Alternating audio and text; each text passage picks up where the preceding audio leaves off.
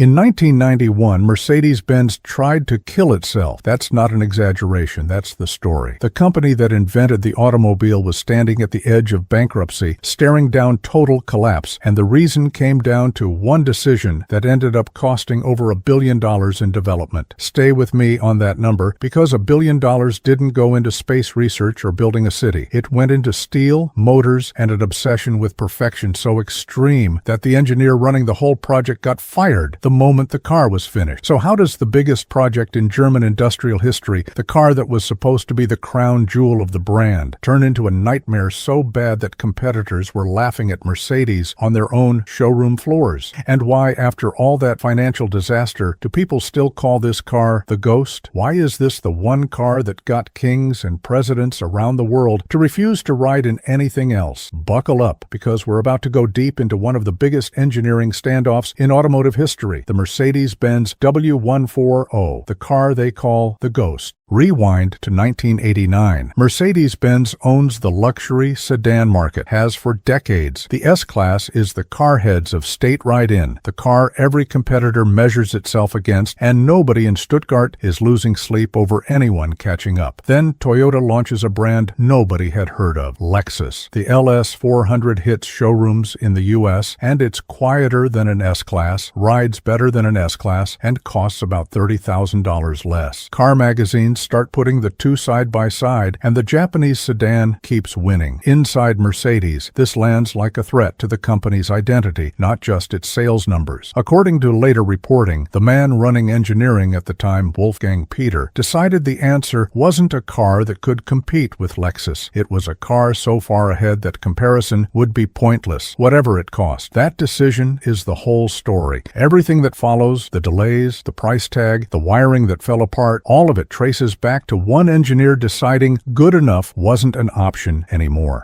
Development on what became the W140 had actually started back in 1981, so by the time Lexus showed up, Mercedes had already sunk years into it. Peter's response was to keep pushing the launch back. Development that should have taken a few years stretched toward a decade. The car arrived 18 months later than planned. Every delay burned money. By the time the W140 finally launched in 1991, Mercedes had reportedly spent over $1 billion developing it, an almost unheard of figure for a production sedan at the time. And a lot of that $1 billion went toward problems nobody was asking Mercedes to solve. Take the windows. Engineers wanted total silence in the cabin, so they built the side glass with two panes and a sealed air gap between them, the same idea as a double-glazed window in a house. It cuts noise, stops condensation, and keeps the temperature inside stable. It's also expensive to make and heavy to install in a car door, and weight turned out to be the real enemy. By the time all this engineering was bolted together, the W140 weighed in around 4,800 to over 5,000 pounds, depending on the model, more than 2 tons. That's sedan-shaped, but it drives like a small tank. Instead of cutting features to bring the weight down, Mercedes went the other direction and redesigned the suspension from the ground up, so a car that heavy could still ride like it was floating. Then there was the small matter of parking it. The W140 was so much bigger than anything Mercedes had built before that drivers genuinely couldn't judge where the back of the car ended. Sonar parking sensors weren't reliable enough yet to trust, so the first solution Mercedes shipped was 2 thin rods, about 2.5 inches tall, that popped up out of the corners of the trunk lid whenever you put the car in reverse. Actual physical markers, so you could eyeball the edge of your own car. Mercedes replaced it with proper sonar sensors a few years later, but for the first chunk of production, drivers were parking a 2-ton luxury sedan by lining up 2 plastic sticks. Under the hood, Mercedes wasn't just trying to beat Lexus on comfort, they wanted an engine that made a statement. The result was the M120, a 6.0-liter V12, the first V12 Mercedes had built for a production car since before World War II. The engineering goal was smoothness above everything else. The intake system was tuned so precisely that every one of the 12 cylinders got an identical charge of air, which is the kind of detail that sounds trivial until you realize it's the difference between an engine that hums and one that shakes. Owners who've driven these cars often describe idling the V12 as closer to sitting next to a turbine than a normal engine. That smoothness came with a cost. A V12 that size throws off enormous heat, and Mercedes had to build a cooling system aggressive enough to keep it from cooking itself. Big radiators, multiple fans running at variable speeds. Get behind on maintenance, and that motor can do very expensive damage to itself in a hurry. Here's the part that actually blew up the accounting department. It reportedly cost Mercedes more to build each W140 than they were charging customers for it. The finance side of the company was losing money on every single car rolling off the line, all in service of an engineering department that had stopped asking what things cost and started asking what they could get away with. Some of the W140's most famous features run on compressed air instead of electric motors, which is a strange choice until you understand why Mercedes made it. Electric motors hum. Mercedes didn't want its customers to hear anything mechanical happening around them ever, so the company built what's essentially a pneumatic system threaded through the whole car. A pump in the trunk builds air pressure and sends it out through a network of hoses to the door latches, the trunk lid, the central locking, even to bladders in the seats that inflate to adjust lumbar support. Pull a door most of the way shut and the system senses it hasn't fully latched, then quietly finishes the job for you using air pressure alone. No motor whine, just the sound of a vault door settling into place. It's a genuinely clever piece of engineering, and it's also a known weak point today. The system runs on rubber hoses and seals that are now 3 decades old, and when one line develops a leak, doors can stop closing properly or the pump has to work harder to compensate. It's one of the first things mechanics check on an aging W140, right alongside a suspension system that uses steel spheres filled with pressurized nitrogen gas to keep the back of the car level no matter how much weight is in the trunk. Brilliant when it works, not cheap when it doesn't. Here's a problem Mercedes genuinely didn't see coming, and it's one of the stranger footnotes in the car's history. Sometime in the early 90s, in an early attempt at being environmentally conscious, Mercedes switched to soy-based insulation for a chunk of the wiring harness under the hood. It seemed like a reasonable idea on paper. In practice, engine bay heat cooked that insulation over time, and it started cracking, then crumbling into dust, exposing bare wire underneath. That's not a small problem in a car with this many electrical systems running through it. Cars built roughly between 1992 and 1996 across several Mercedes model lines, including the W140, are known for this today, and it's one of the first things a specialist mechanic checks on an older car from this era. Mercedes corrected it in later production years by switching back to standard wiring insulation, but it's a good example of what happens when a company tries to solve a problem nobody was really asking it to solve. Sometimes better and better for the car aren't the same thing. When the W140 finally reached dealerships, the price tag reflected everything that had gone into it. It cost roughly 25% more than the outgoing S-Class it replaced, and by American standards, it was landing well north of $70,000 for the 6-cylinder version, while the Lexus LS400 it was built to destroy started at under $45,000. The press turned on it almost immediately. Reviewers called it bloated, excessive, tone-deaf for a car launching right as Germany and much of Europe slid into a recession. Buyers who might have paid a premium for the badge looked at the price gap next to a Lexus or an Infiniti Q45, and a lot of them walked. Wolfgang Peter, the man who'd pushed the whole project, didn't survive the fallout. He was pushed out of the company not long after launch, reportedly over the cost overruns and the delays he'd insisted on. The irony is that the car he built to outclass everyone was also, by the accountant's math, the reason he lost his job. Here's where the story turns, because for all the financial pain the W140 caused Mercedes, it also introduced technology that quietly became standard across the entire industry. The W140 was one of the first production cars in the world to get a real working version of what we now call electronic stability control, developed jointly with Bosch. In plain terms, if the car senses it's about to lose control in a corner, the system can brake individual wheels on its own to pull it back in line. Faster and more precisely than most drivers could manage manually. That technology is now required by law on new cars in the U.S. and much of the world, and it's directly traceable to work Mercedes did on this exact platform. It was also among the first cars anywhere with side impact airbags, at a time when most manufacturers were still treating front airbags as the finish line. And every one of those overbuilt structural decisions, the double-walled body, the reinforced pillars, the way the whole shell was engineered to hold its shape in a crash, got tested in the worst way possible in August 1997, when a black W140 hit a pillar in the Pont de l'Alma tunnel in Paris at speed and killed Princess Diana. The body shell held together. The one person in that car who survived was sitting in the front seat, and investigators later said the others likely would have too, if they'd been wearing seatbelts. That's really the paradox of the whole car. Mercedes built something so expensive to engineer that it damaged the company financially and cost a respected chief engineer his job, and it built safety and stability technology so far ahead of its time that it's still saving lives in cars that don't even carry the three-pointed star. Mercedes never built another car quite like it. The W140's replacement, the W220, went in almost the opposite direction, lighter, cheaper to produce, built around a spreadsheet instead of an engineer's obsession. Mercedes had learned its lesson. A car this uncompromising was never going to make financial sense again. But that's exactly why people still talk about the W140 decades later. It wasn't built to be a good business decision. It was built by people who wanted to make the best car in the world and stopped counting what it cost to get there. Mercedes never quite did that again. If you've got one of these sitting in a garage somewhere, or you've ever ridden in one, you already know what all this talk about the last real Mercedes actually means.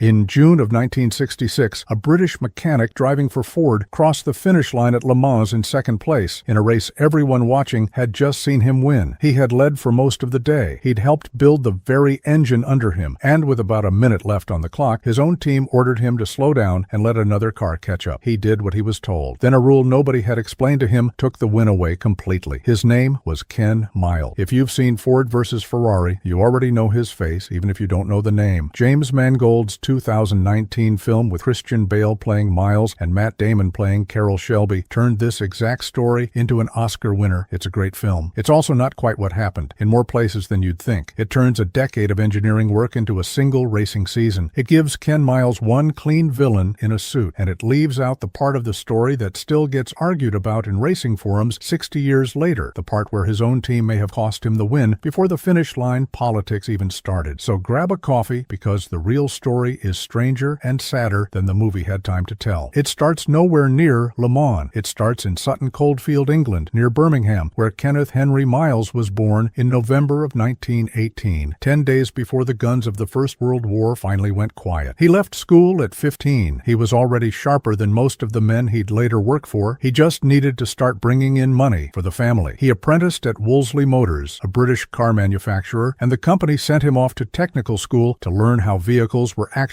built from the inside. While he was there, he started racing motorcycles on the side. That habit of chasing speed on machines he understood down to the last bolt never really left him. Then came the war. Miles spent it as a tank sergeant in the British Army, driving armored vehicles through Europe. He almost never talked about it afterward. People who knew him later said you could sometimes catch him at a racetrack wearing an old army jacket, the way another man might keep a piece of armor from a battle he'd rather not describe in detail. What the war did give him, whether he wanted it or not, was several more years spent living inside the mechanical guts of a machine, understanding exactly how much stress metal can take before it fails. He left the Army in 1946 and went straight back to racing, this time in real sports cars, a Bugatti, an Alfa Romeo, an Alvis, at small vintage club meetings around England. But post-war England wasn't where the sports car racing world was headed. So in 1952, Miles did what a lot of ambitious, broke, talented Englishmen did that decade. He got on a boat and moved to Los Angeles. He took a job working for the local MG distributor, fixing customer cars during the day. At night, he built. In 1953, driving a car he had designed and modified himself out of an MG chassis, he won 14 SCCA class races in a row, 14 straight, in a home-built special against factory-backed competition. 2 years later, he built a second car, an odd, boxy little thing with a plywood-flavored body that the paddock nicknamed the Flying Shingle, and he raced it against a young Hollywood actor who had just just bought himself a Porsche 356 Speedster to try his hand at amateur racing. That actor's name was James Dean. Miles beat him. By the late 1950s, Miles was running his own repair shop out of a garage near the Hollywood freeway, tuning and racing Porsches on the weekends, building a reputation as maybe the best small displacement racer on the entire West Coast. And then the IRS seized his shop over back taxes. The business that had kept him independent, gone, taken by the government while he was still trying to make a name for himself in a country that wasn't even his own. This is the part almost nobody puts in the highlight reel. Before Ken Miles ever touched a Shelby Cobra, he had already lost his own company. He was pushing 40. He had a wife, Molly, and a young son, Peter. And he needed a job. Carol Shelby gave him one. Shelby had just started building the Cobra, taking a lightweight British AC Roadster body and stuffing an American V8 into it, and he needed someone who could turn that raw idea into a car that actually survived a race distance. He hired Miles as a driver in the early 1960s. It became obvious almost immediately that driving was the smaller half of what Miles brought to the table. He described himself in his own words this way: "I am a mechanic. That has been the direction of my entire vocational life. Driving is a hobby, a relaxation for me, like golfing is to others." That sentence is the whole man. Shelby American didn't just have a fast driver behind the wheel of their cars. They had the engineer who had helped build the car underneath him, testing his own work at race speed, feeling every flaw personally, and going back to the shop that same night to fix it. Miles is credited, alongside Shelby, with turning the raw Cobra into a genuine race winner. Then Ford came calling. Henry Ford II had just been publicly humiliated. Ford tried to buy Ferrari outright in 1963. Enzo Ferrari walked away from the deal at the last minute, reportedly insulted by Ford's terms, and the story goes that Ford took it personally enough to order his engineers to go build a car that could beat Ferrari at the one race that mattered most to them, the 24 Hours of Le Mans. That car became the Ford GT40, and the man Ford needed to turn that GT40 from a fast but unreliable prototype into an actual winner was, once again, Ken Miles. Miles helped develop the GT40. He helped develop the Mustang GT350. Along the way, he earned two nicknames from the American crews who worked with him: Teddy Teabag, because he never stopped drinking tea, and Sidebite, because of the way his thick Birmingham accent came out of the corner of his mouth. He was respected. He was also, by most accounts, blunt to the point of trouble, the kind of engineer who told executives exactly what was wrong with their car, whether they wanted to hear it or not. It didn't make him popular with everyone in the building. By 1966, the GT40 program had matured into the Mark II, a car with a 427 cubic inch NASCAR-derived V8 crammed into a chassis originally sized for something much smaller. Ford brought 8 of them to Le Mans that year, run across 3 different teams, an overwhelming show of force against a Ferrari squad that had won the race 9 times before, and Ken Miles was chasing something no driver in history had ever achieved. He had already won the 24 Hours of Daytona that February with co-driver Lloyd Ruby. He had already won the 12 Hours of Sebring that March. If he won Le Mans too, he would become the first driver ever to win all 3 of the sport's biggest endurance races in a single season. Motorsport's unofficial Triple Crown, done in 1 calendar year by a mechanic from Birmingham who'd had his own garage repossessed 6 years earlier. He very nearly did it. For most of the 24 hours, Miles dominated. At one point, he built a lead over the second-place Ford of almost 4 full laps. This wasn't a close race he was fighting to hold on to. It was a demolition. Ford was going to sweep the podium, and Ken Miles was going to be the story of the entire event. Then Ford's competition director, a man named Leo Beebe, had an idea. With the win already locked up and no Ferrari left in serious contention, Beebe wanted to stage something for the cameras. All 3 leading Ford GT40s crossing the finish line together, side by side, in a single triumphant image. A photo made to say, in one frame, that Ford had not just beaten Ferrari, Ford had crushed them. Miles was told to slow down and let the other 2 cars catch up so the 3 cars could cross as one. Here is where it gets messy and where the film smooths things over. Miles pitted for what was supposed to be a routine late race stop. His team then discovered the wrong brake components had been fitted to his car, forcing a second unplanned pit stop to fix it. Was that an honest mechanical mistake under exhausting, chaotic conditions after 20-plus hours of racing? Or, as several people close to the Ford program have claimed for decades, something more deliberate? Time to bleed off exactly enough of Miles's enormous lead to make the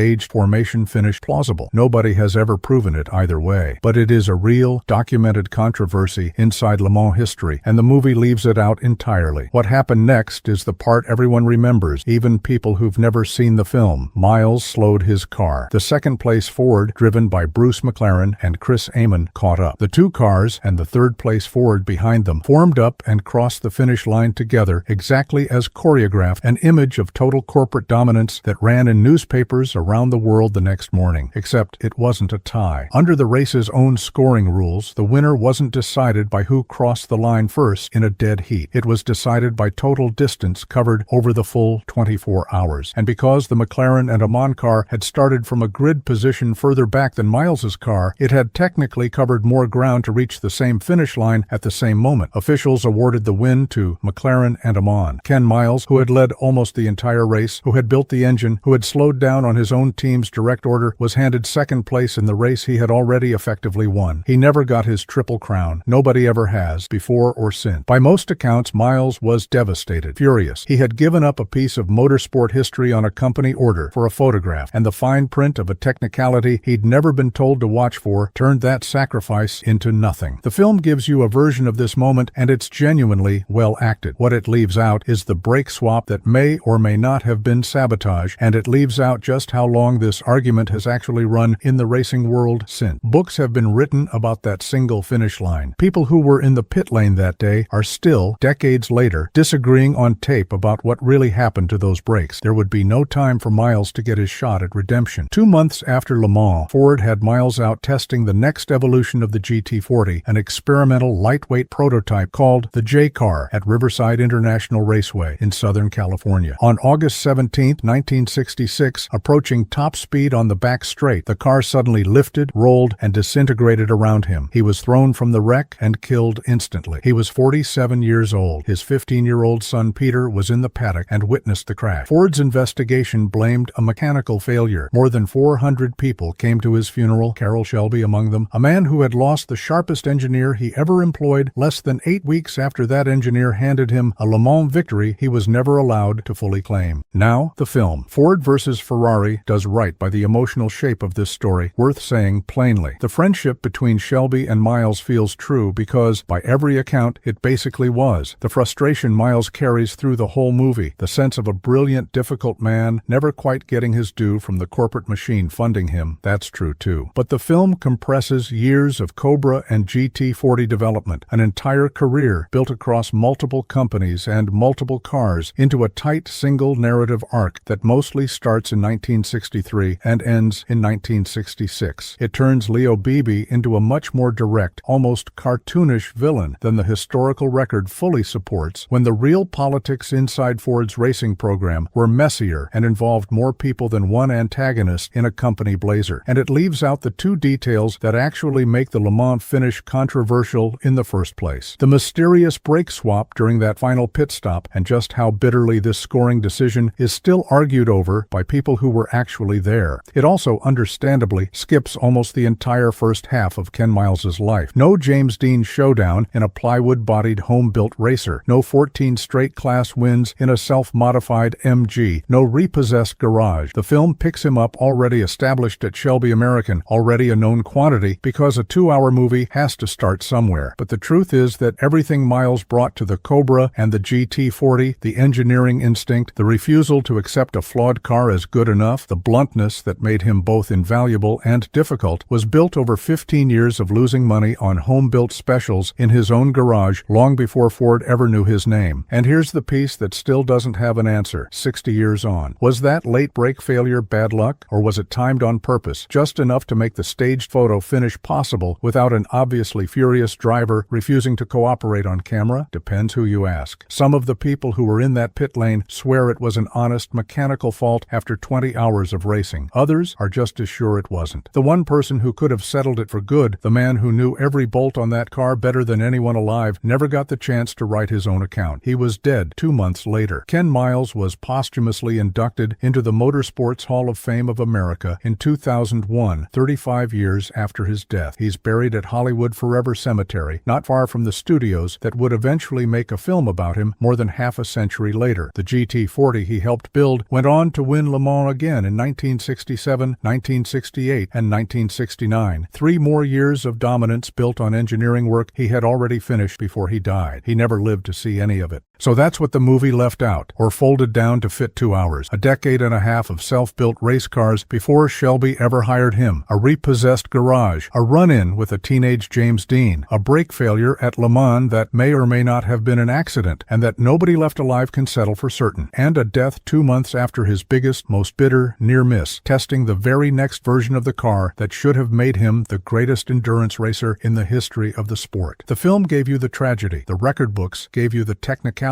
But the real Ken Miles was building race-winning machines out of his own garage, while the men who would later decide his fate were still deciding whether to let him in the room. I will see you all in the next one, enthusiasts.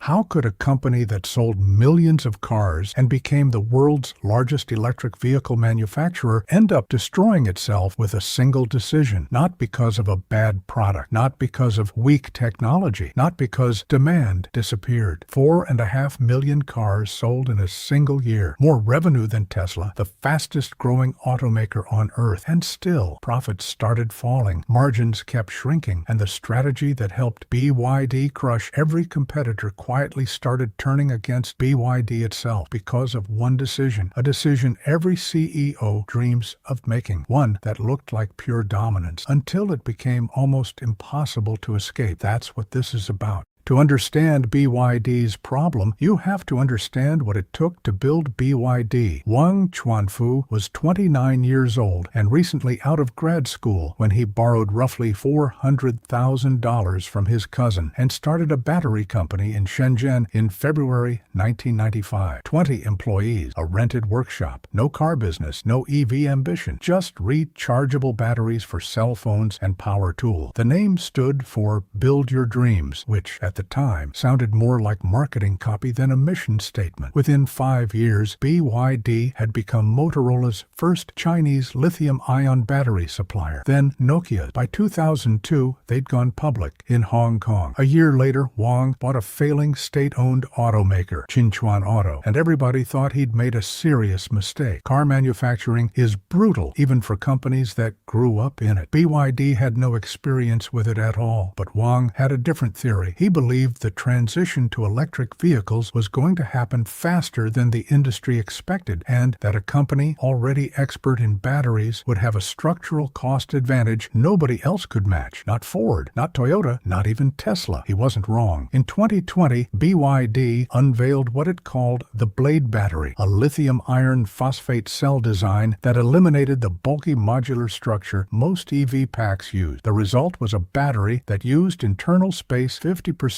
more efficiently, passed notoriously harsh safety tests that competitors' pack failed, and did it without cobalt, one of the most expensive and ethically fraught battery materials on the market. Rivals noticed. Tesla eventually started using BYD's LFP chemistry in its standard range vehicle. That's a competitor adopting your technology because they couldn't improve on it. The other piece that doesn't get enough attention is how much of the vehicle BYD actually builds itself. Most automakers are essentially assemblers. They design cars and then buy the components, batteries from CATL, chips from suppliers, motors from others, and bolt them together. BYD doesn't work that way. Through subsidiaries, BYD makes its own batteries, its own power semiconductors, its own motors, and its own logistics fleet to ship the finished car. During the global chip shortage of 2021 and 2022, when Ford and GM were shutting down assembly lines for weeks, BYD kept building. It had its own chips, and the numbers followed. Revenue grew from around $19 billion in 2019 to $107 billion in 2024, more than Tesla's $97.7 billion that same year. By late 2023, BYD had sold more EVs in a single quarter than Tesla for the first time ever. Charlie Munger, who called Wang Chuanfu a combination of Thomas Edison and Jack Welch, Welch turned out to be one of the most accurately prophetic investors in recent memory. Berkshire Hathaway's $230 million bet became roughly a 3,900% return before the firm fully exited in 2025. All of that from a phone battery workshop. And yet, the very things that built BYD into the world's largest EV maker set the stage for a decision that nobody at the time thought was dangerous at all. Here's the thing about reaching the top. It's harder to stay there than it was to climb. By 2022, China's EV market had exploded, and so had the competition. There were over 100 EV brands fighting for Chinese consumers, startups that had raised billions on investor enthusiasm, state-backed manufacturers trying to catch up, and Tesla, which had built a massive factory in Shanghai and was cutting prices aggressively. BYD's response was to hit back harder. In early 2023,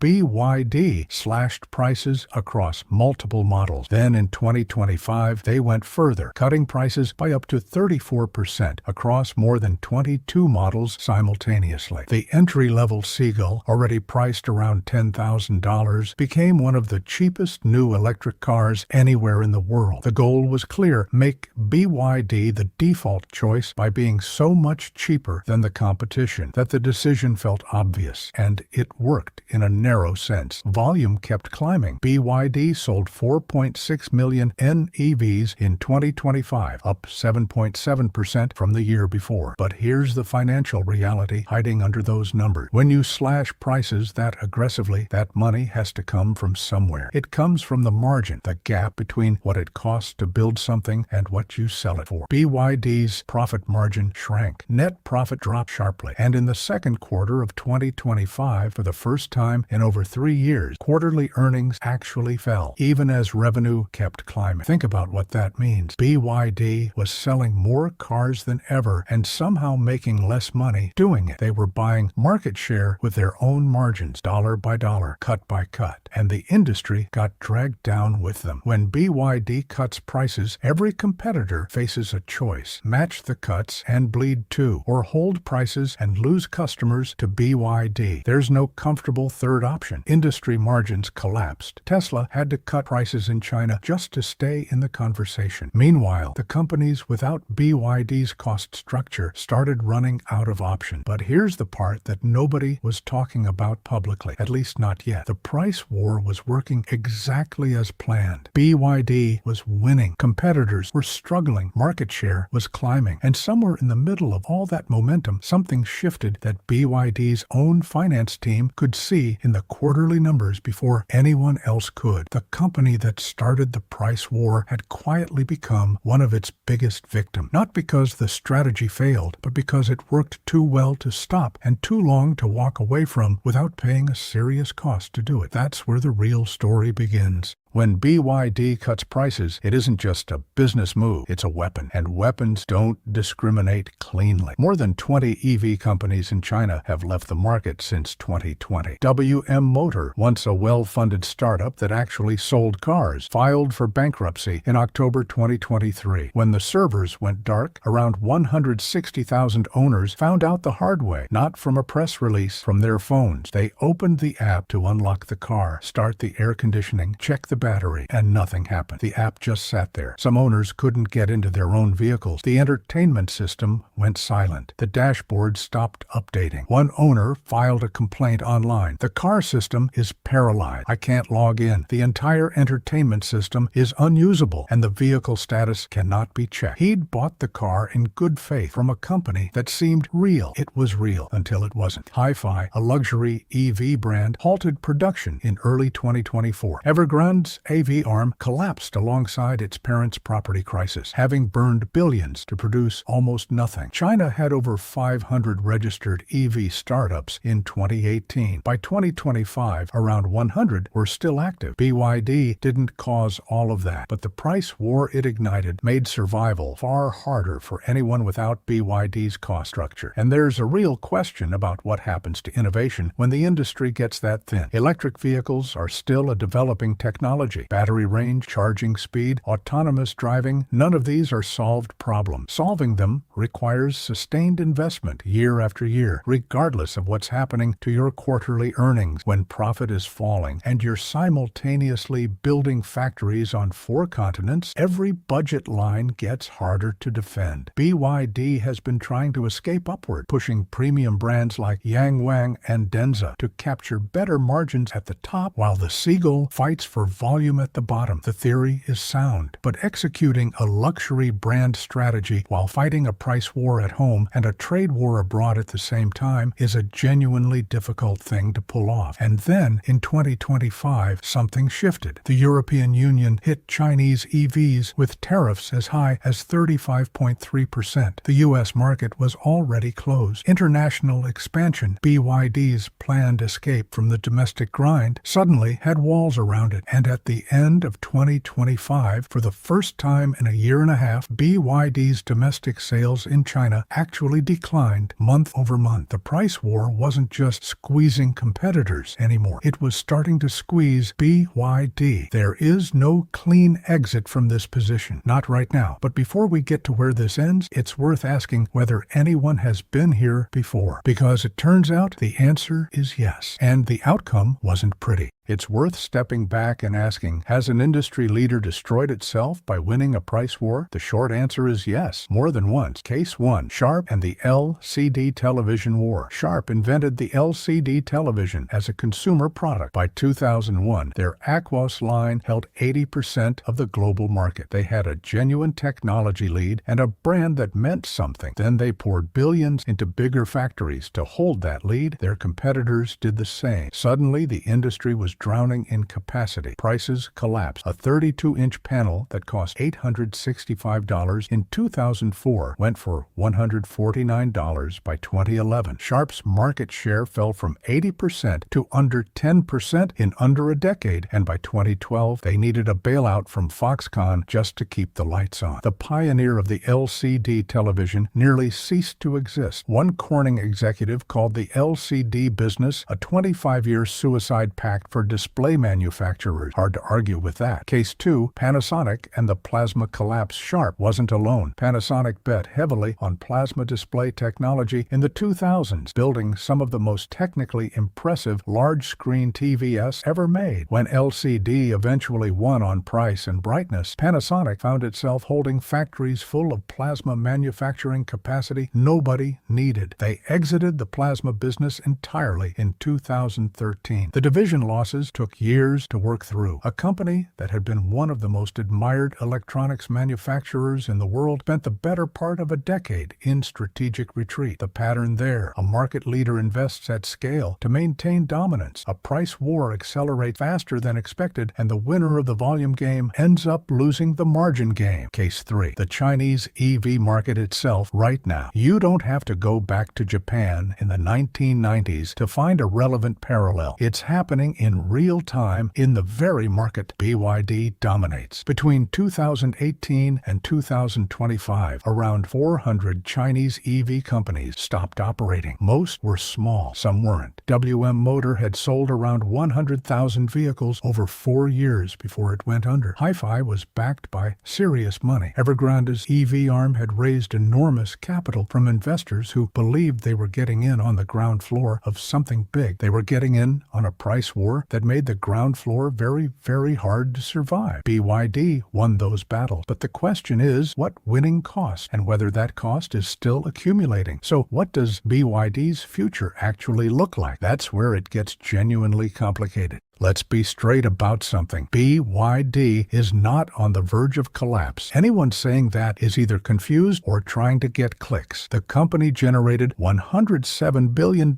in revenue in 2024. It sold 4.6 million vehicles in 2025. Its R&D pipeline is genuinely formidable. Nearly 30,000 patents, a semiconductor division that keeps it independent from the chip supply chain, and a battery technology that even Tesla hasn't fully surpassed. fast. The vertical integration that lets BYD price aggressively also gives it a cost floor that competitors simply can't reach. By one estimate, BYD's 2024 EV models cost around 30% less to manufacture than comparable Tesla vehicles. That is a durable structural advantage, not a temporary one. And internationally, BYD's expansion is actually working. International NEV sales grew 144.7% year over year through 2025. The Hungary plant opened. Brazil is coming. Southeast Asia is growing. If BYD can build a meaningful overseas business with better margins than its domestic market, the math changes significantly. But here's what should concern investors and industry watchers. BYD's debt-to-asset ratio sits at 71.1%. Its gross debt-to-equity ratio was 2.42 as of March 2025. Chinese regulatory changes now require automakers to pay suppliers within 60 days, a rule that matters because BYD's average supplier payment period had stretched to 127 days by 2024. That's not nothing. Tight payment terms constrain cash flow, and BYD is simultaneously funding factory construction on multiple continents, funding R&D at scale, and absorbing margin compression at home. Bill Russo, founder of Shanghai-based advisory firm Automobility Limited, put it clearly when he told Rest of World, BYD is now in a scale before profit phase internationally. This inevitably weighs on margin. That phrase, scale before profit, is the key tension to understand. It's a calculated bet. BYD is spending now to buy global position, accepting lower margins in the present in exchange for a future where they have factories everywhere, local supply chains, and market share. That's genuinely hard to dislodge. That's the bullish case. It's a real case. It has some historical precedent. Toyota did something similar in the American market over decades. The bearish case is that the price war proves harder to stop than it was to start. Once a market expects prices to keep falling, it's almost impossible to raise them. Customers wait. Competitors undercut. The only response is to cut further, which compresses margins further, which reduces the capital available for the R&D needed to stay ahead. The spiral doesn't have to be fast to be dangerous. Sharp didn't disappear overnight. It just slowly lost the ability to do what it had always done. BYD's management knows this. They've said explicitly that China's NEV industry faces multiple challenges in 2026, including persistent price wars and a highly competitive environment squeezing profit margin. That's the company's own language in its own annual report. They're not pretending the problem doesn't exist. What they haven't fully answered is where the floor is.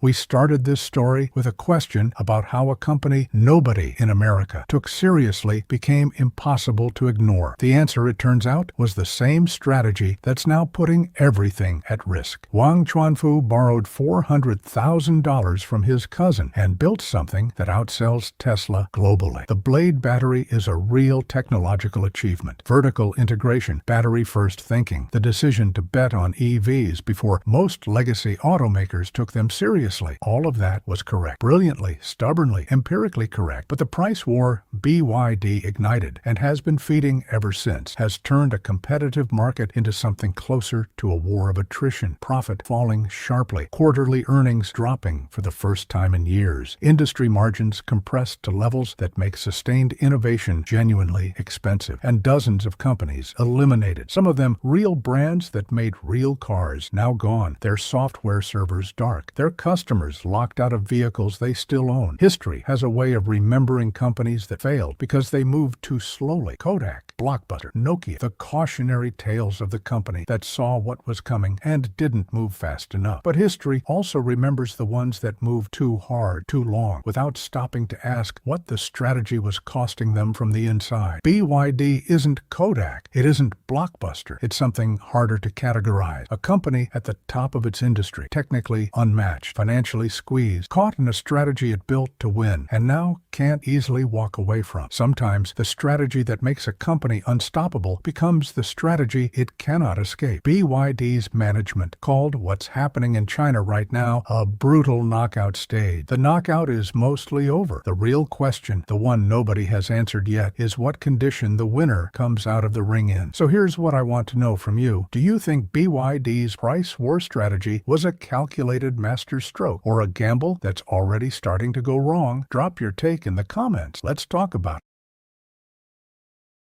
Before these trucks ever hauled lumber or freight, they hauled something far heavier: artillery, ammunition, wounded soldiers, entire armies. These weren't built in peacetime factories with marketing teams deciding what looked tough. They were built in wartime by engineers who knew that if a truck failed in the mud, people died. That's a different kind of tough. And here's the incredible part. Many of these trucks never stopped working. They went from battlefields to farms, from logging roads to truck shows, and some are still running today. More than 80 years later, here are 10 trucks from the 1940s that survived a world war and never really quit. Number 10. The Mack. No. The Long Tom Hauler Start, with a truck built for one job only: dragging something enormous uphill. In 1940, the U.S. Army came to Mack with a problem. They needed a 6x6 prime mover strong enough to tow the 155mm Long Tom field gun, a piece of artillery so heavy it could flatten a lesser truck's frame just sitting on the hitch. Mack answered with the No series, and under the hood sat the Mack EY, a 707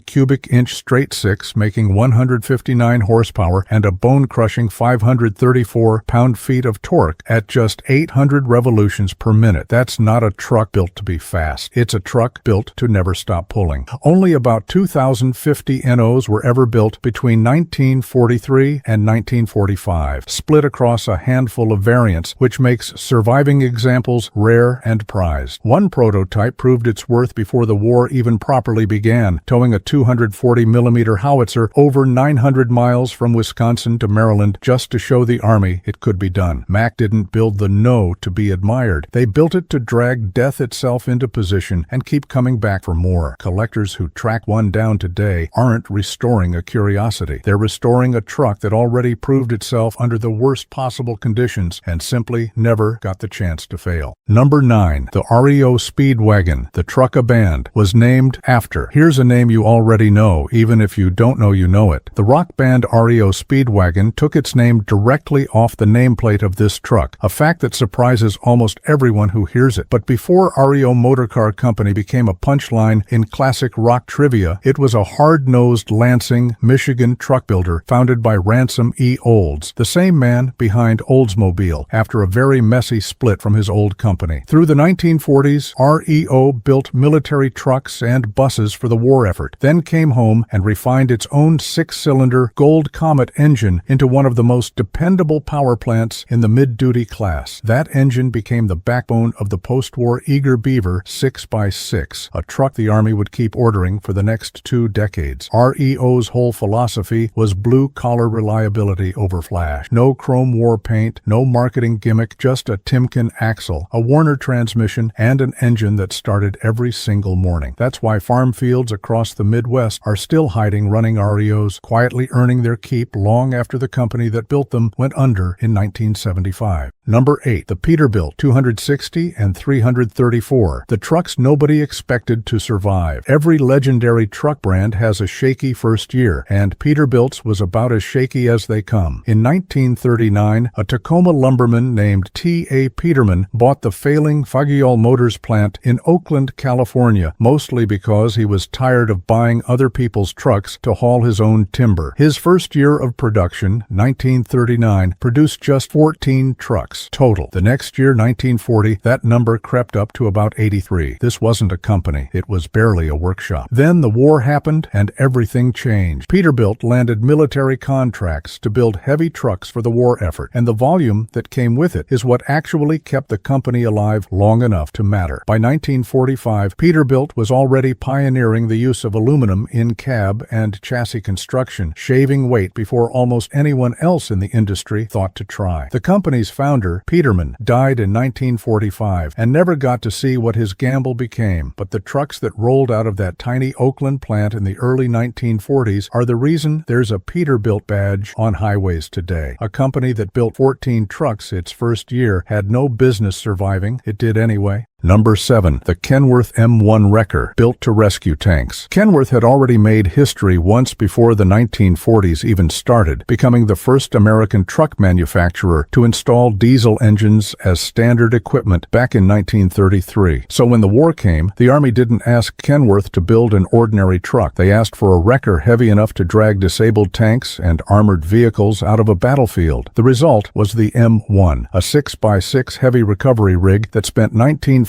through 1945 doing exactly that. While the M1 was hauling wrecked armor out of the mud, Kenworth's Seattle plant was simultaneously turning out components for B-17 and B-29 bombers, meaning the same engineers building recovery trucks were also building aircraft parts on the same production floor. That kind of dual-purpose wartime engineering forced a level of precision most truck builders never had to hit. When peace came, Kenworth carried that precision straight into its civilian lineup, culminating in the Bullnose 500 series by 1948. But the M1 came first, and it's the truck that proved Kenworth's diesel obsession wasn't a gimmick. It was a battlefield asset. Number 6. The 6-ton 6x6. The truck 5 rival companies built together. Most of the trucks on this list came from one company's factory floor. This one didn't. When the Army needed a heavy 6x6 prime mover fast in the middle of a two-front war, no single manufacturer could build enough of them alone. So Brockway, Corbett, FWD, Ward LaFrance, and White all built the same standardized design side by side under one shared specification. Between 1941 and 1945, those 5 companies combined to produce 219,882 of these trucks, powered by a Hercules HXD engine making 202 horsepower. Think about that for a second. 5 companies that spent every other decade of the 20th century trying to beat each other in the marketplace instead built identical trucks to a shared blueprint because the country needed trucks more than it needed brand loyalty. That's not a story about one company's engineering. It's a story about an entire industry deciding survival mattered more than competition. Surviving examples today get claimed by whichever brand's badge happens to be on the grill, but the real legacy belongs to all 5 of them at once. Number 5. The International M5H6, the truck the Marines trusted most. Ask most people to name the famous deuce and a half, and they'll say GMC. Ask a World War II Marine which 2.5-ton 6x6 he actually wanted, and there's a decent chance he'd say International Harvester. The M56 and its upgraded Navy and Marine Corps variant, the M5H6, ran International's own Red Diamond engine at 361 cubic inches, rated around 126 horsepower. Compare that to the GMC's 270 cubic inch 6, making roughly 94 horsepower, or the Studebaker's Hercules engine making just 86. On paper, the International simply had more truck under the hood than either of its more famous rivals. International also gave the M5H6 something neither competitor had: Thornton self-locking differentials on both rear axles, which meant genuinely superior off-road traction in mud, sand, and jungle terrain the Marines were fighting through in the Pacific. Only around 4,460 were ever built, a fraction of the 500,000 GMCs that rolled off the line. That rarity is exactly why so few survive today, and why the ones that do get treated like royalty at military vehicle shows. It wasn't the most famous deuce and a half. Several people who actually drove one in combat would tell you it was the best. Number 4. The Diamond T969A, the wrecker that saved everything else. Every truck on this list and every tank, Jeep, and half-track alongside them eventually broke down somewhere it shouldn't have. That's what made the Diamond T969A one of the most quietly essential vehicles of the entire war. Built on a 4-ton 6x6 chassis and fitted with a Holmes W45 twin-boom wrecker bed, the 969A carried 2 5-ton winches behind the cab and a 15,000-pound winch up front, enough combined pulling power to drag a stranded truck out of a ditch or flip a flipped vehicle back onto its wheels. More than 6,000 of these wreckers were built between 1941 and 1945, and they went everywhere the Allies fought, recovering equipment that would have otherwise been abandoned and lost. The design was so sound that surviving 969 has remained some of the most recognizable military vehicles at restoration shows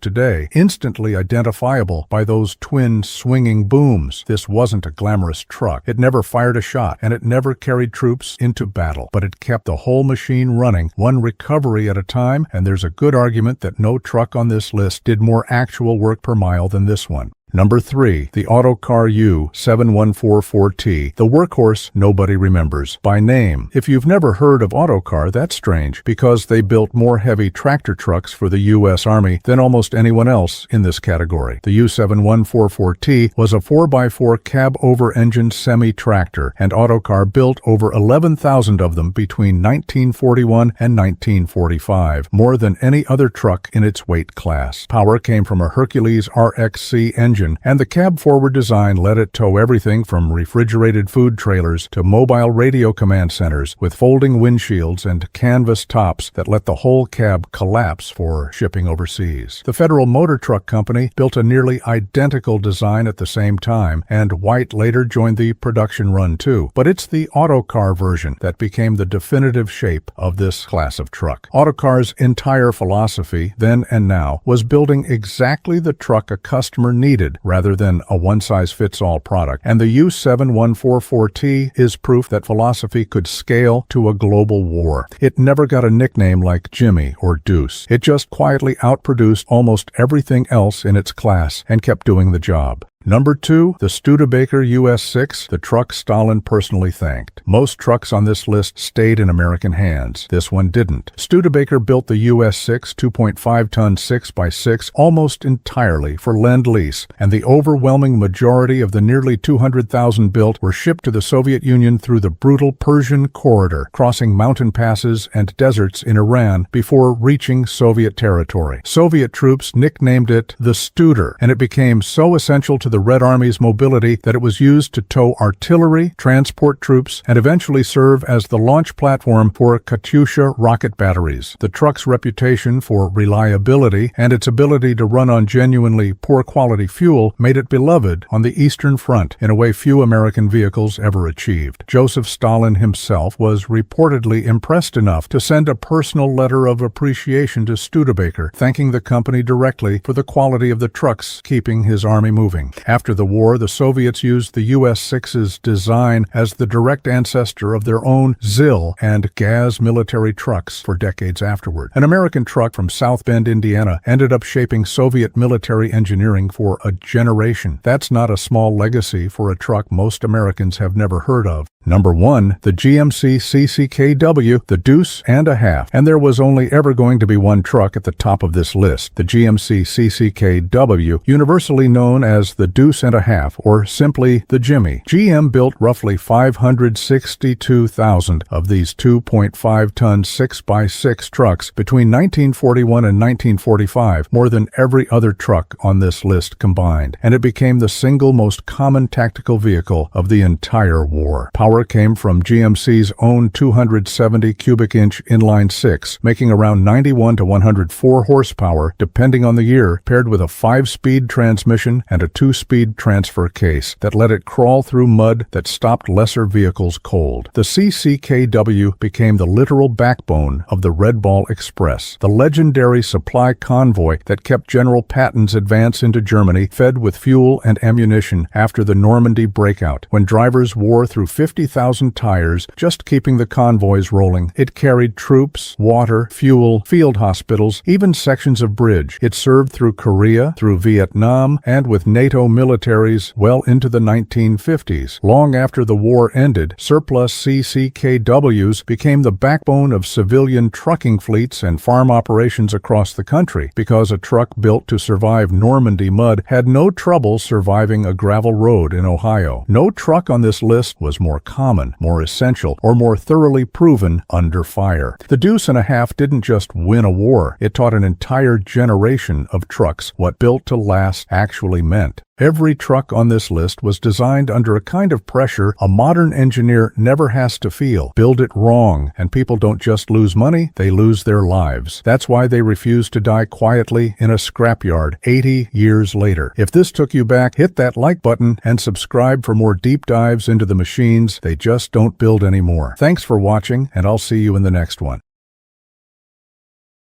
The 1960s didn't just give us muscle cars, it gave us an arms race. Detroit's engineers were handed a blank check and told to build the fastest, meanest cars they could dream up. And a lot of those cars were never meant for mass production. They were built to win on the track or to sneak past a corporate rule nobody agreed with. That's exactly why so few of them survive today. Some of these cars had production runs so small. The workers on the assembly line probably knew every single buyer by name. Let's count down the 10 rarest American cars of the 1960s. Number 10, 1969, Dodge Hemi Daytona. By 1969, Dodge decided to stop playing by anyone else's rules. NASCAR had become an obsession in Detroit, and the only way to legally race a radical new design was to sell a street version to the public first, a rule called homologation. So Dodge took a standard Charger and turned it into something nobody on the street had ever seen before. They shaped a nose cone in a wind tunnel and bolted on a rear wing that looked more at home on a fighter jet than a family sedan. Neighbors probably assumed NASA had opened a design office somewhere in Michigan. Dodge built a little over 500 of these for the public, just enough to satisfy the rule book. Buyers could even check a box for Chrysler's feared 426 cubic inch Hemi engine underneath that outrageous bodywork. It was one of the strangest looking cars Detroit ever built for public sale. And today, finding one in original condition is like finding a piece of the space race sitting in someone's garage. Number 9, 1969, Ford Boss 429 Mustang. Here's a strange one. The Boss 429 was never really built to be the fastest car on the street. It was built so Ford could legally race a completely different, much larger engine in NASCAR, hidden under the hood of a Mustang. The problem was, that engine was so wide it didn't even fit in the Mustang's engine bay without serious surgery. Every single Boss 429 had to be shipped out to a specialty shop just outside Detroit,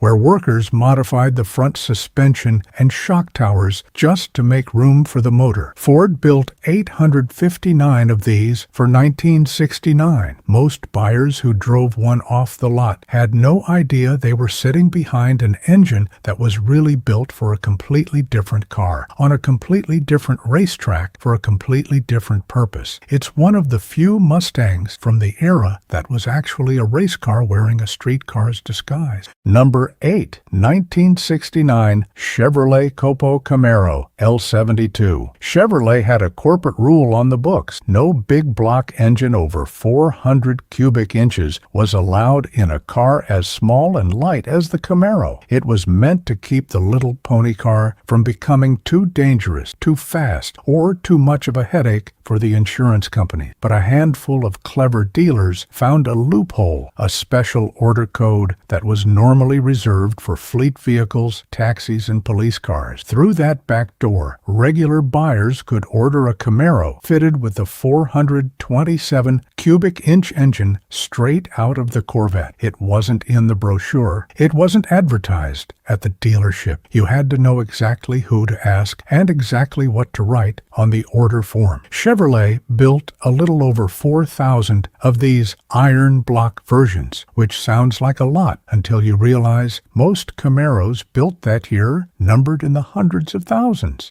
Number 7, 1968 AMC AMX. American Motors was the smallest of Detroit's players throughout the 1960s, and everyone assumed they'd sit out the muscle car wars entirely. Instead, in 1968, they came out swinging with a 2-seat sports car that undercut the price of a Corvette by a wide margin. Design chief Dick Teague and his team dropped a 390 cubic inch V8 into a car that weighed barely 3,000 pounds, and the result could hold its own against cars costing twice as much. The trouble was, American Motors simply didn't have the factory floor space or the marketing budget that Ford, Chevrolet, and Chrysler enjoyed. They were building cars in a fraction of the volume in a much smaller factory with a much smaller advertising push. That's exactly why so few AMX models survive today in good original condition. There just weren't that many to begin with, and the ones that did sell often got driven hard, raced, and eventually scrapped.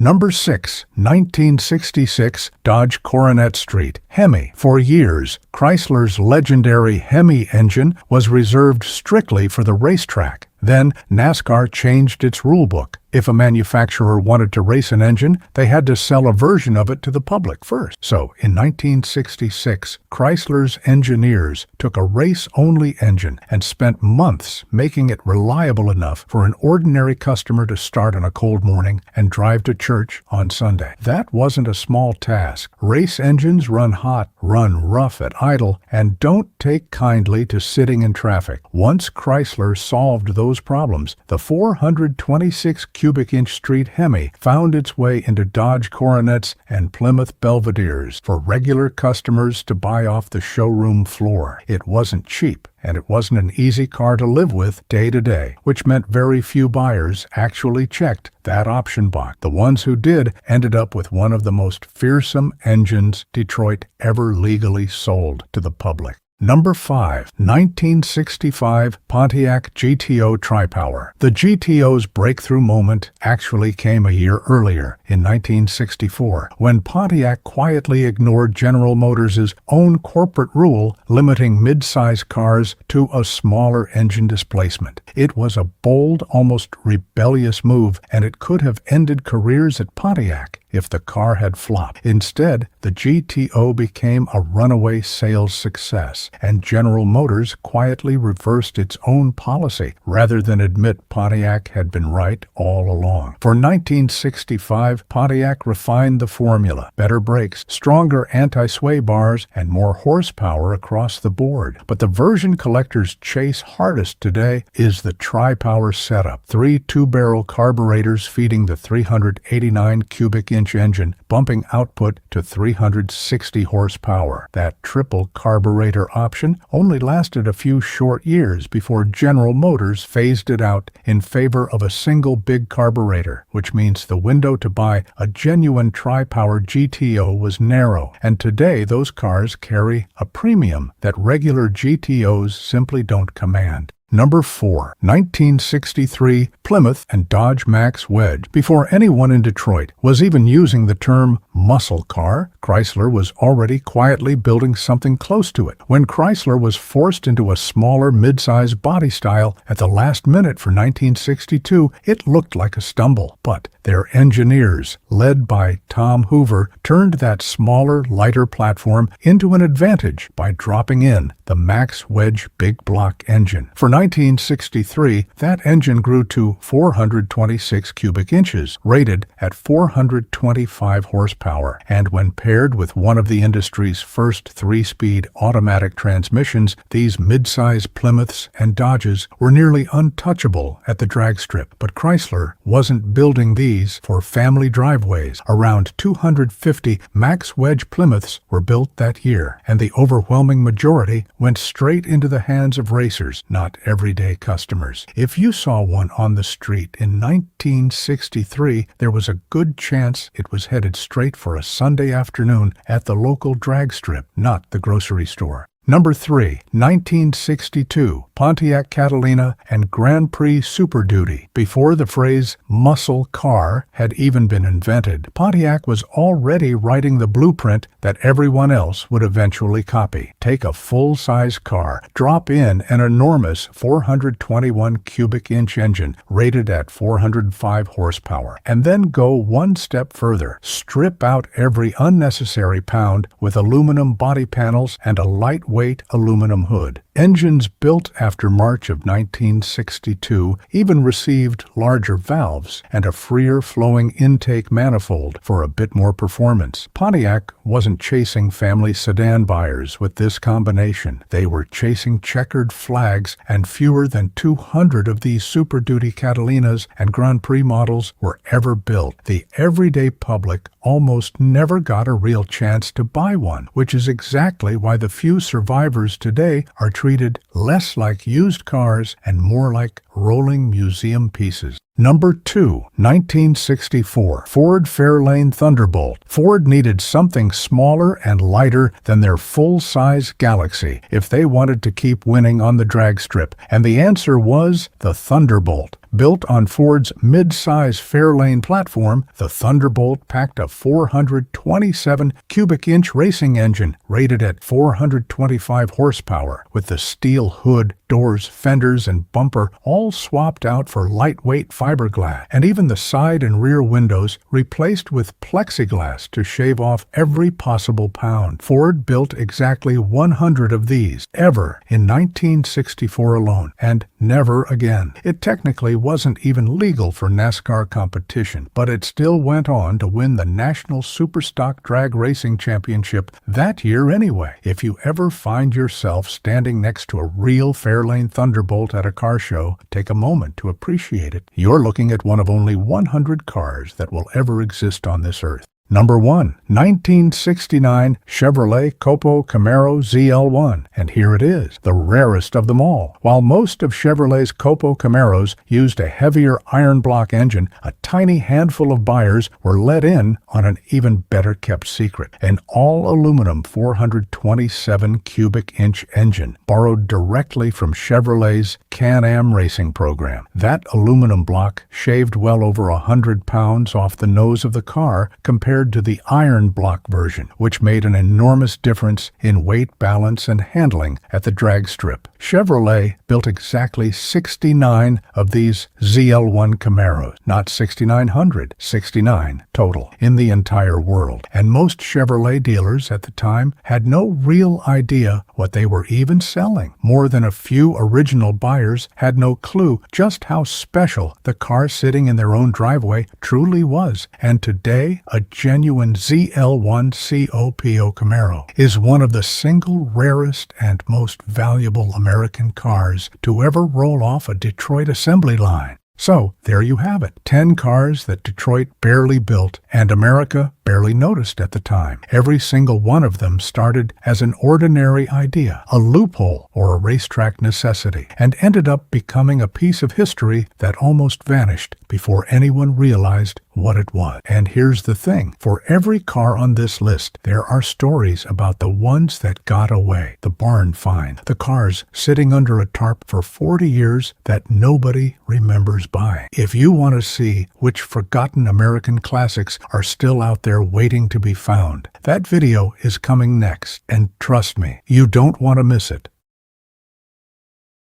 Picture this. It's 1970. You're 22 years old. You've got a little money saved up. You've been reading the car magazines for months, and you've made up your mind. You're going to walk into a dealership and drive home in the most powerful American muscle car ever built. And for a moment, a very brief moment, that was actually possible. 450 horsepower, 500 pound-feet of torque, a big block V8 that made the ground shake when you turned the key, for around $4,000. But here's what nobody told you back then, and here's what most people still don't know today. Detroit had already made the decision to kill it. Not that car, not just that car, 8 of them. 8 machines that should have been sitting in showrooms, that engineers had already designed, already tested, already loved. And that got quietly buried in boardrooms by lawyers, by politicians, and by oil executives in countries most Americans had never heard of. Today we're going to talk about those cars, the ones that disappeared before you ever got the chance to say yes. Car number 1, the 1970 Chevelle SS 454 LS6, the one that actually made it and then disappeared anyway. Let's start with the car that set the standard for everything that came after. The 1970 Chevelle SS with the LS 6454, rated at 450 horsepower, 500 pound-feet of torque, 0 to 60 in the mid 5-second range, which meant it was faster than almost anything you'd encounter on a public road, period. Motor Trend called it the fastest production car they had ever tested. Car and Driver couldn't find the words. The quarter mile in 13.44 seconds. A number that, if you were standing at the starting line, you felt in your chest. It was, by almost any honest measure, the peak of what American muscle had become. And then Detroit looked at it and panicked. Not because it wasn't selling, it was. Not because customers didn't want it, they did. But because the LS6 was a target. The kind of engine that attracted exactly the kind of attention from regulators, insurance actuaries, and politicians that GM's executives were desperate to avoid going into 1971. So GM quietly strangled it. The 1971 Chevelle SS could still get the 454, but with a lower compression ratio, milder cam, and reduced output. By 1973, the SS performance option was dropped entirely. The last batch of true LS6 engines numbered fewer than 5,000 units, and most of them got bought up immediately. That car never came back. Not really.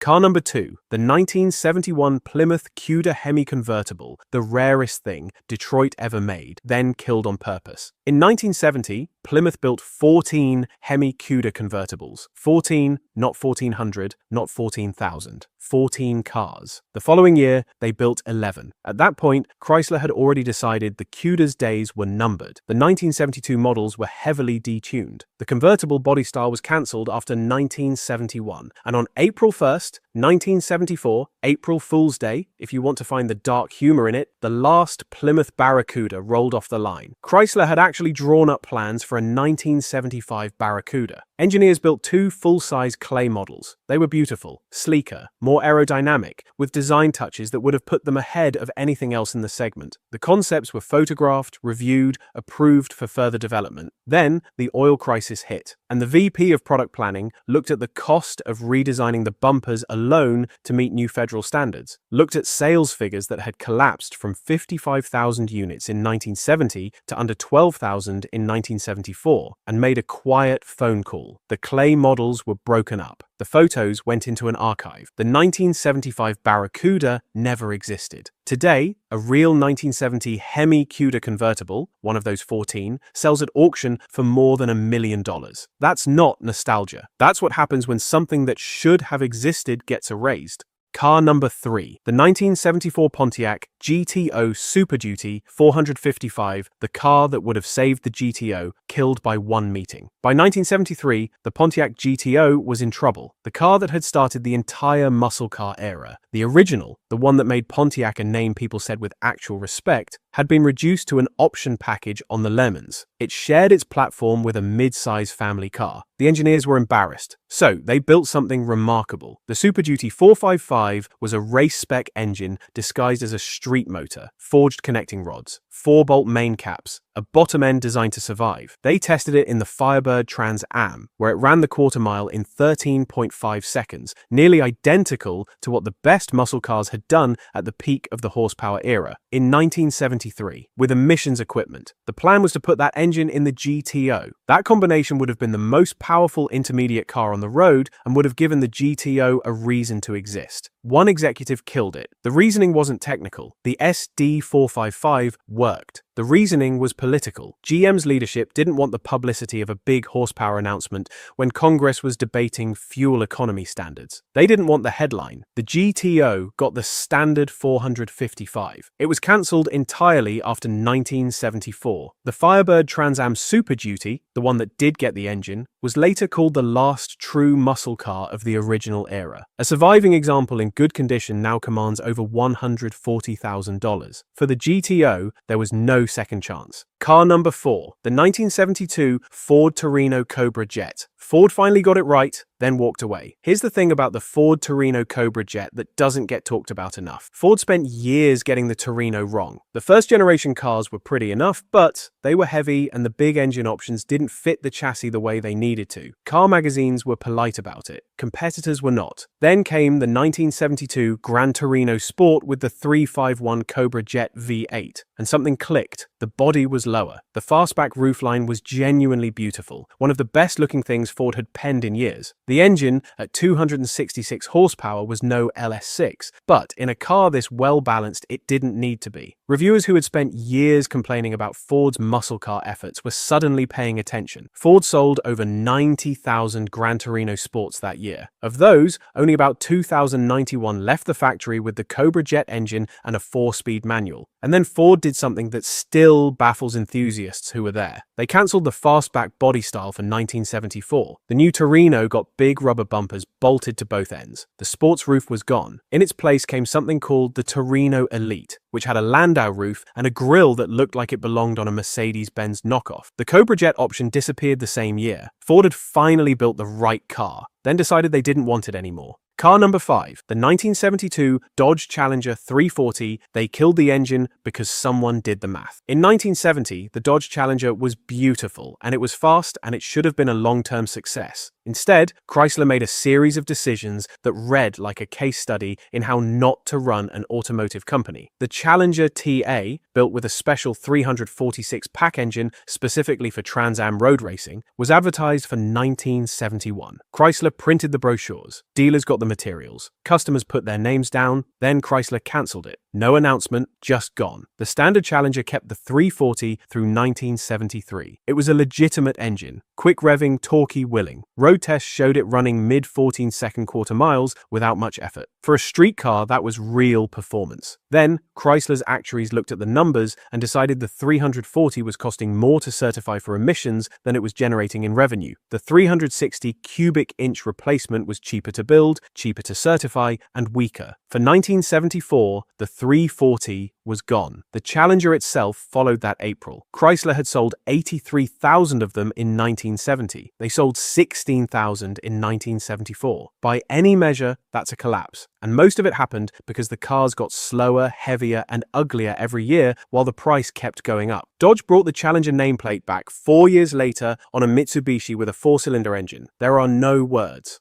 Car number 6, the AMC AMX 2-seater. The underdog that beat every GM car at the drag strip, then disappeared. American Motors Corporation didn't have GM's budget, didn't have Ford's marketing, didn't have Chrysler's dealer network. What they had was a team of engineers who read the NHRA rulebook line by line, identified the exact weight class where a specific power-to-weight ratio would dominate, and built a car around that number. The 2-seat AMX, offered from 1968 to 1970, was the result. Every single one came with a V8. There was no base 6-cylinder, no comfort version, no fleet order trim. Just a lightweight 2-door with a 290, 343 or 390 cubic inch V8, a 4-speed manual, dual exhaust, and bucket seats as standard equipment. In testing, the 390 AMX ran the quarter in 14.1 seconds. For context, the Chevelle SS 396, which had 10 more horsepower on paper and cost $200 more, ran 15.4 seconds, a full second and a half slower, in a car that was supposed to be its superior. Nobody at GM or Ford was paying attention to Kenosha, Wisconsin. AMC built 19,134 2-seat AMXs before pulling the plug after 1970. Management decided the 4-seat Javelin was more practical and took the AMX badge with it. The 2-seater was done. For 3 years, AMC had been fielding one of the most honest muscle cars in America. When it ended, most people outside of hardcore gearheads didn't even notice. The surviving 2-seat AMXs are quiet legends. Ask anyone who's driven one.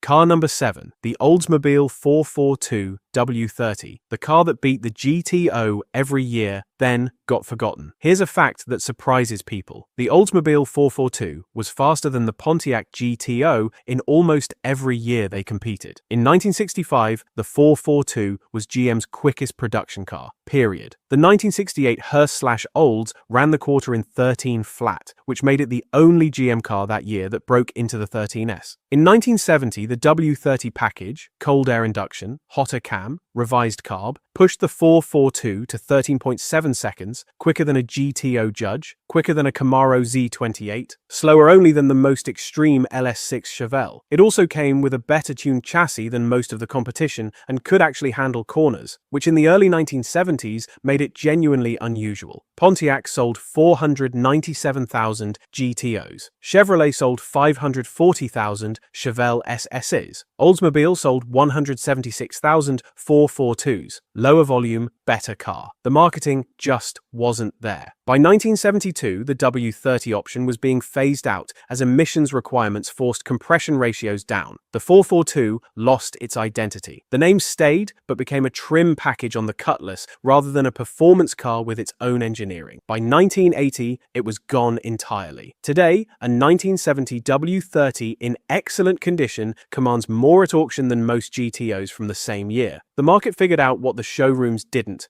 Car number 8, The 1974 Pontiac Firebird Trans Am, Super Duty 455, the last one, the final defiant act before the lights went out. This is where the story ends, and it ends with something that probably should not have existed at all. By 1973, every major automaker had surrendered. GM's management had issued directives. Ford was building the Mustang II, a subcompact that weighed 800 pounds less than the original and peaked at 105 horsepower. Plymouth had killed the Barracuda. Dodge had killed the Challenger. The GTO was a year away from cancellation. Inside Pontiac, a group of engineers refused to go quietly. The Super Duty 455 program had been designed for racing. The block had 4-bolt mains and thicker main webbing. The rotating assembly was forged. The cylinder heads came from Pontiac's Experimental Performance Division. This was not a street engine dressed up in race clothes. It was a race engine that had been made street legal, barely by a team that knew exactly what they were doing and did it anyway. Management tried to kill it twice. The first time, a Pontiac VP called it a liability. The second time, the emissions certification process nearly ended it. The engine required testing that would have exposed the entire program to regulatory scrutiny. It survived both attempts because the engineers had already ordered thousands of specialized racing components, and scrapping them would have cost more than finishing the engine. They also classified the SD455 as a variant of the existing 455, which let them skip a full 50,000-mile emissions test. The 1973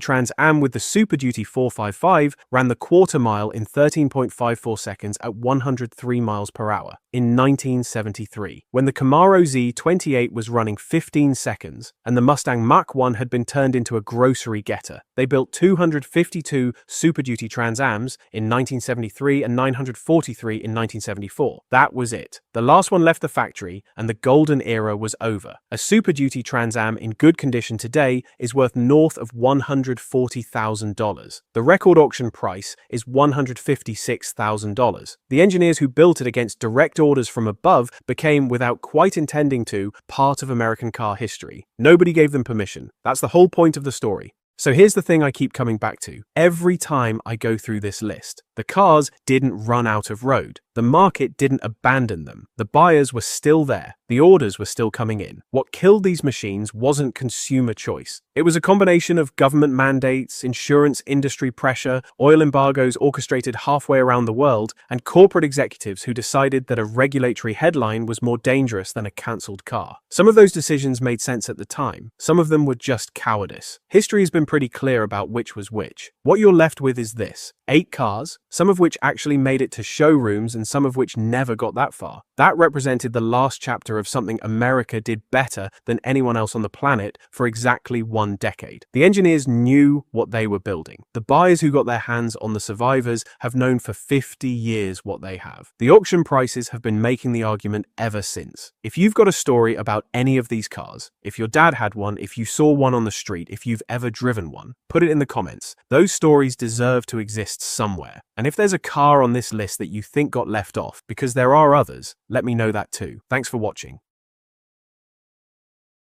In 1985, General Motors signed a $100 million contract with 2 airlines just to move car doors across an ocean. Not finished cars, not even engines. Half-built bodies flown from Italy to Michigan every week for 7 years straight. People inside GM called it the Air Bridge. Employees on the assembly line called it the longest production line in the world, nearly 7,000 miles from start to finish. And by the time it was over, the car at the center of all that flying steel had lost the company money on almost every single unit it built. So why would America's most storied luxury brand ship half a car across the Atlantic instead of just building the whole thing at home? Why did GM's own designers, 3,000 of them on staff in Detroit, watch the company hand this project to a workshop in Italy instead? And why does a car built to beat the Mercedes-Benz SL still get called, by the people who remember it, one of the biggest embarrassments in Cadillac's history? This is the story of the Cadillac Alente, the car that got its own private airline. Rewind to the early 1980s. Cadillac still carries weight in America. It's the car people mean when they say somebody made it. But in the luxury market that actually matters, the export market, the one built on badge prestige and precision engineering, Cadillac is getting quietly humiliated. Mercedes-Benz owns the 2-seat luxury roadster segment with the 560 SL. Jaguar has the XJS. Both cars are outselling anything comparable Cadillac has to offer, and both are doing doing it while charging a premium for it. Cadillac, meanwhile, is still selling boat-sized sedans to an aging customer base and watching younger money drive right past the showroom. Cadillac's general manager, Bob Berger, sent his own engineers to Italy in 1982 looking for a partner who could give the brand something it didn't have: European credibility. They landed on Pininfarina, the coach builder behind decades of Ferrari and Alfa Romeo bodies, run at the time by Sergio Pininfarina himself. On paper, it was a smart move. In practice, it set off a fight inside GM that never fully healed. GM's own design chief, Wayne Cady, and his boss, Irv Rybicki, wanted the car built in-house. Cady said it to management directly. His team had done the company's bread-and-butter cars for years, and the one time there was a fun, historic project on the table, leadership handed it to outsiders. Cadillac went with Pininfarina anyway. The car needed a name, so GM ran 1,700 computer-generated options and picked one that sounded vaguely like the ocean the finished bodies would have to cross: Alante. Here's the part that made the whole project genuinely strange. Pininfarina would build and paint the bodies at a brand-new facility in San Giorgio Canavese, just outside Turin, staffed largely by 25-year-olds fresh out of high school and trained specifically for this one car. Once the bodywork, folding top, and interior trim were finished, the bodies still had no engine, no suspension, no wheels. They were shells. Trucks carried those shells to Turin's airport, where they were loaded, 56 at a time, into specially modified Boeing 747 freighters chartered from Alitalia and Lufthansa. 3 flights a week at first. The planes crossed the Atlantic, landed in Detroit, and trucked the bodies to GM's Hamtramck plant, where American workers finally installed the engine, the suspension, and the chassis the car had been missing the entire time. On the return trip, those same 747s carried around 80 finished American-made components back to Italy for the next batch. Underbodies, engine bays, wiring, all of it flying the opposite direction every week, in both directions, for years. Cadillac's manufacturing operations director at the time, Bill Bushman, called it the longest assembly line in the world. He wasn't exaggerating, and once a finished Alante rolled out of Hamtramck, it still wasn't cleared to leave. A GM technician sat in the passenger seat for a full hour-long test drive before the car was allowed to go to a dealer. The Alante's chief engineer, Dave Hill, spent 5 years commuting to Italy roughly once a month to keep the two halves of this operation talking to each other. By his own account, the car actually handled well for something with front-wheel drive, but that praise came with an asterisk the size of the Atlantic. Pininfarina, not Cadillac, was the one who pushed for front-wheel drive in the first place, mainly because it made the shipping logistics simpler. The Alante launched in the fall of 1986 as a 1987 model, priced at $54,700. Adjusted for inflation, that's north of $150,000 in today's money. For that price, buyers were choosing between the Alante and a Mercedes 560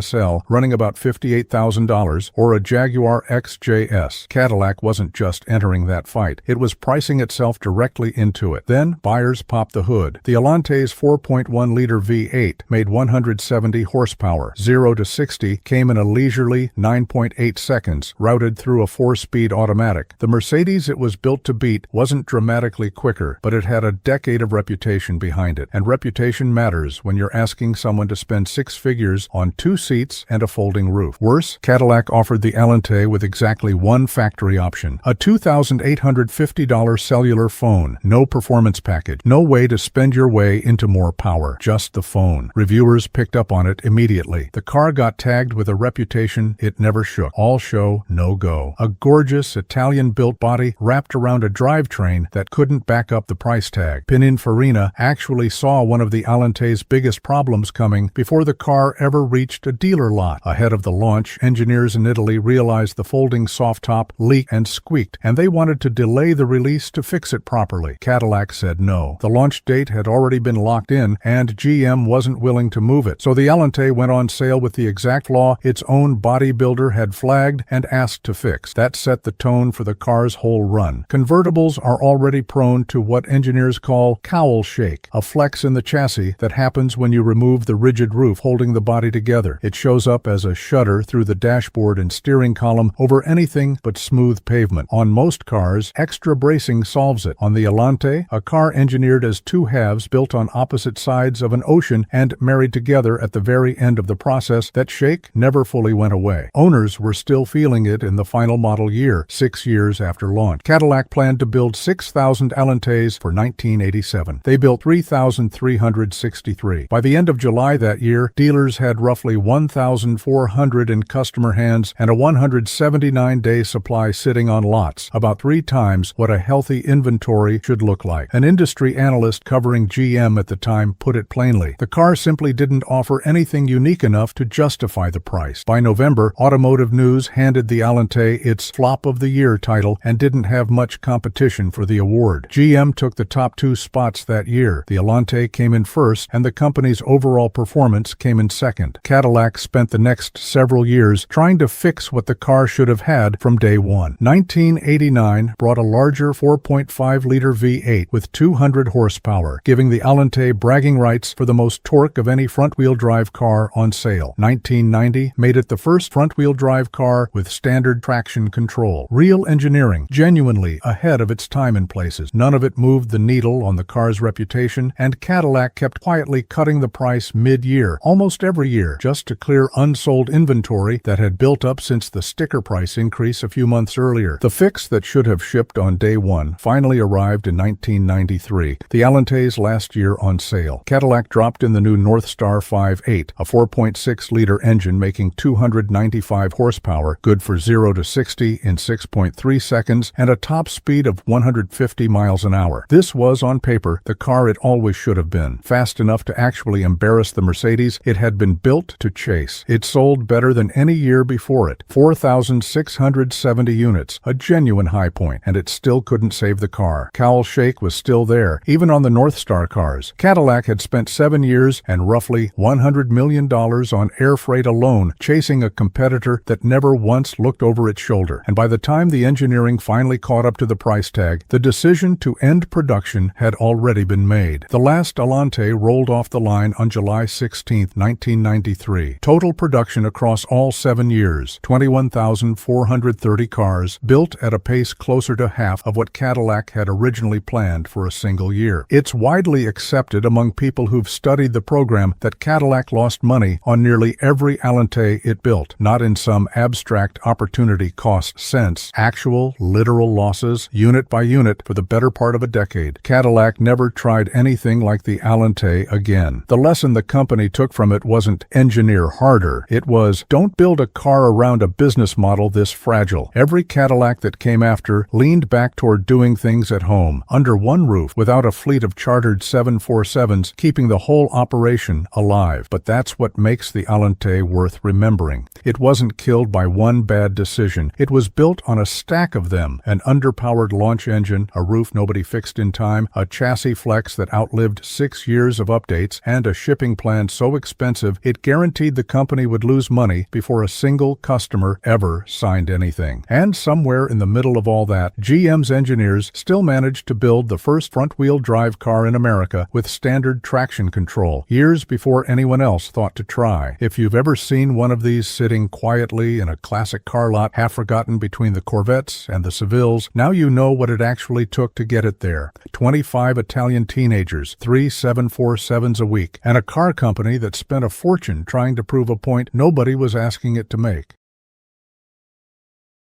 Have you ever stopped to ask yourself how a car that started out as a rushed, corner-cutting copy of somebody else's SUV thrown together in under a year ended up becoming the symbol of money, power, and status in America? A car that rap legends brag about in their lyrics, that sits in the president's own motorcade today, that if it filled up your rearview mirror on the highway, you'd move over without even thinking twice. Today, I'm taking you inside the mind and the history of one of the greatest vehicles ever built, the Cadillac Escalade. So grab your coffee, get comfortable, and stay with me on every single word, because this story has corporate panic, a rebadge job pulled off in 10 months flat, a Hollywood chase scene that doesn't star the car you think it does, money getting thrown around like it's nothing, and a rivalry brutal enough to keep GM executives up at night. And before we get into it, I want to ask you something. What does it actually take to make a legacy brand like Cadillac wake up in a cold sweat? Rewind to the late 1990s. The full-size luxury luxury SUV segment barely exists yet. If you wanted a fancy truck, you bought a Range Rover and accepted that it might spend more time at the dealership than in your driveway. Then, in 1997, Ford's Lincoln division drops the Navigator for the 1998 model year, and it does not creep into the market. It detonates. Buyers who used to default to a Cadillac sedan start cross-shopping a truck instead, and Lincoln can barely keep them on lots. Over at General Motors, this is a 5-alarm fire. Cadillac is supposed to be the American standard of luxury, and it has nothing, absolutely nothing, that competes. Normally, building a new vehicle from a blank sheet takes 3 to 5 years. GM didn't have that kind of runway, so picture the position their engineers were actually in. Watch Lincoln eat the segment alive for half a decade while you develop something proper or ship something imperfect right now and fix it later. GM chose speed. The answer was the first-generation Escalade, and here's the part a lot of retellings gloss over. It wasn't a new vehicle. It was a GMC Yukon Denali wearing a different grille. GM's own Heritage Archive is blunt about it, calling the 1999 Escalade an upscale clone of the Denali, approved for production and built in roughly 10 months flat. That's an absurdly short timeline for a vehicle program, and it only worked because Cadillac essentially changed the badges, the grille, the wheels, and some interior trim, then called it a day. Automotive journalists noticed immediately, and they weren't gentle about it. The car ran the same 5.7-liter Vortec V8 as every other GMT 400 truck in GM's lineup. 255 horsepower, 330 pound-feet of torque, a 4-speed automatic, and fuel economy around 11 city and 15 highway. For comparison, the Navigator it was chasing made 300 horsepower from its 5.4-liter V8. The Escalade was showing up to a fight already behind on power, and yet it sold. Because it turned out the Cadillac badge alone still meant something, and because the truck found an audience nobody at GM had specifically planned for: athletes and musicians who wanted the size and stance of the Navigator with the Cadillac crest on the nose. Cadillac executives, by their own later admission, were stunned. This first Escalade was never meant to be the answer. It was meant to stop the bleeding while the real answer got built. 3 years later, that real answer arrived, and it's the generation most people actually picture when they hear Escalade. For 2002, Cadillac finally engineered its own version rather than borrowing GMC's homework. The design leaned into sharp lines, an oversized chrome grille, and a genuinely upscale interior, moving the brand toward the art and science design philosophy Cadillac was rolling out across its whole lineup at the time. Under the hood, a 6.0-liter V8 making 345 horsepower, a real jump from the first generation's 255. This is also the generation that turned the Escalade into a cultural object instead of just a vehicle. Rap artists were already name-dropping it in the early 2000s, and Cadillac has since confirmed something worth pausing on. The company's own research found that around 90% of all song references to the Escalade show up specifically in rap and hip-hop music. That's not a coincidence GM discovered later and capitalized on. It became core to how the brand talks about the car's identity, right up through the marketing for the newest electric model in 2025. Cadillac also split this generation into 3 flavors: the standard Escalade, the extended wheelbase ESV for more cargo and legroom, and the EXT, a pickup truck version built off the Chevy Avalanche platform. That EXT is worth remembering because it's about to correct a detail that gets repeated a lot in car history retellings, including the version of this story that inspired this video. You'll often hear that the Cadillac Escalade starred in the legendary freeway chase in The Matrix Reloaded. Close, but not quite. The vehicle chasing Neo down that custom-built 1.4-mile freeway loop was the Escalade EXT, the pickup variant, driven by the twins. And here's the detail that actually makes the story better. The EXT wasn't even in production yet when filming happened. Cadillac had to hand-build the movie trucks out of prototype Escalade EXT body panels grafted onto Chevy Avalanche chassis because the real thing didn't exist as a sellable car yet. GM shipped over a dozen Cadillac prototypes to an old decommissioned naval base in California specifically for that scene, and every single one of them, along with roughly 300 other GM vehicles, got destroyed by the end of filming. So the Escalade in The Matrix wasn't just an SUV playing a stunt double, it was a car playing itself before it technically existed. By the third generation, launched for 2007, Cadillac stopped trying to outflash the competition and started trying to out-engineer it. The styling calmed down slightly, while the grille and chrome work actually got bigger and bolder, but the real story was underneath. A new 6.2-liter V8 pushed output to 403 horsepower, paired paired with a 6-speed transmission. Inside, Cadillac finally gave the Escalade its own dashboard instead of sharing one with the Chevy Tahoe and GMC Yukon, wrapped in real wood and leather. The signature piece of tech here was magnetic ride control, a suspension system that reads the road up to 1,000 times per second and adjusts a magnetic fluid inside the shocks in real time. It's still one of the more clever pieces of engineering GM has ever put into a truck, and it's a big reason people describe the ride quality of these SUVs as closer to a luxury sedan than a body-on-frame truck has any right to feel. Then 2008 happened. Gas prices spiked, the financial crisis hit, and full-size SUV sales cratered across the industry almost overnight. Rather than pull back, Cadillac released an Escalade hybrid for the 2009 model year, its first attempt at pairing a gas V8 with electric assist in a full-size SUV. It wasn't a huge seller, but it mattered as a signal. Even in the worst possible market for a giant thirsty truck, Cadillac wasn't willing to just let the nameplate die. The fourth generation, unveiled for 2015, is where the Escalade started looking genuinely futuristic instead of just big and shiny. The signature move was lighting, vertical LED strips running the full height of the front and rear, visible from blocks away at night. The 6.2-liter V8 got a direct injection overhaul, climbing to 420 horsepower, and Cadillac stuffed the cabin with active noise cancellation, a massaging front seat, and full digital gauges. This generation had one recurring criticism, and it's worth naming honestly. The third-row seat was tight, and the rear suspension still used a solid axle borrowed from the Tahoe and Yukon, which limited ride comfort compared to competitors like the redesigned Lincoln Navigator that came roaring back in 2018. Cadillac's engineers heard that criticism, and it directly shaped what came next. The fifth generation, still on sale today, threw out the solid rear axle entirely in favor of an independent rear suspension, which opened up dramatically more third-row space and cargo room, plus an available air suspension for a genuinely smoother ride over rough pavement. Step inside, and the tech jump is the headline. A curved OLED display setup spanning 38 diagonal inches across 3 screens, sharper than most 4K televisions you'd have at home. A 36-speaker AKG sound system engineered with a studio audio specialist, and Super Cruise, GM's hands-free highway driving system, which lets you take your hands off the wheel on mapped highways while the truck manages steering, braking, and lane changes on its own. Then, in 2023, Cadillac answered the question every enthusiast had been asking for 2 decades. Why isn't there a genuinely fast Escalade? The Escalade V arrived with a hand-built, supercharged 6.2-liter V8, making 682 horsepower and 653 pound-feet of torque, mated to a 10-speed automatic and full-time all-wheel drive. Official numbers, 0 to 60 in about 4.4 seconds, a quarter mile in roughly 12.7 seconds. That's a 3-ton, 7-passenger luxury SUV, keeping pace with cars a third of its weight, starting around $150,000, which brings us to the newest chapter and arguably the riskiest bet Cadillac has made on this nameplate since 1999. The Escalade IQ, an all-electric version built from the ground up on GM's Ultium platform rather than shared underpinnings with the Tahoe or Suburban. Standard output sits at 680 horsepower with a Velocity Max mode unlocking 750 horsepower and 785 pound-feet of torque, good for under 5 seconds to 60. Range checks in around 450 to 460 miles on a 200-plus kilowatt-hour battery, which is genuinely enough to drive most of the length of a mid-size state on one charge. The dashboard is dominated by a 55-inch curved display, more real estate than some people's home TVs, running the full width of the interior. Cadillac leaned directly into the car's hip-hop history for the IQ's launch campaign, working with Big Boy of Outkast, an artist whose lyrics from decades ago are part of the reason this SUV became a cultural fixture in the first place. It's a full-circle marketing move built on a very real statistic. That 90% figure about rap references isn't spin, it's Cadillac's own data. And here's where this story gets genuinely strange in a way I didn't expect going in. In January 2026, the U.S. Secret Service confirmed it had started transporting President Trump in newly delivered armored Cadillac Escalade SUVs, a first for the agency, which had leaned on the Chevy Suburban for that role since the early 2000s. Then in July 2026, Trump announced the government had ordered 250 Cadillac Escalades to overhaul the presidential and government motorcade fleet, a deal reportedly worth over $22 million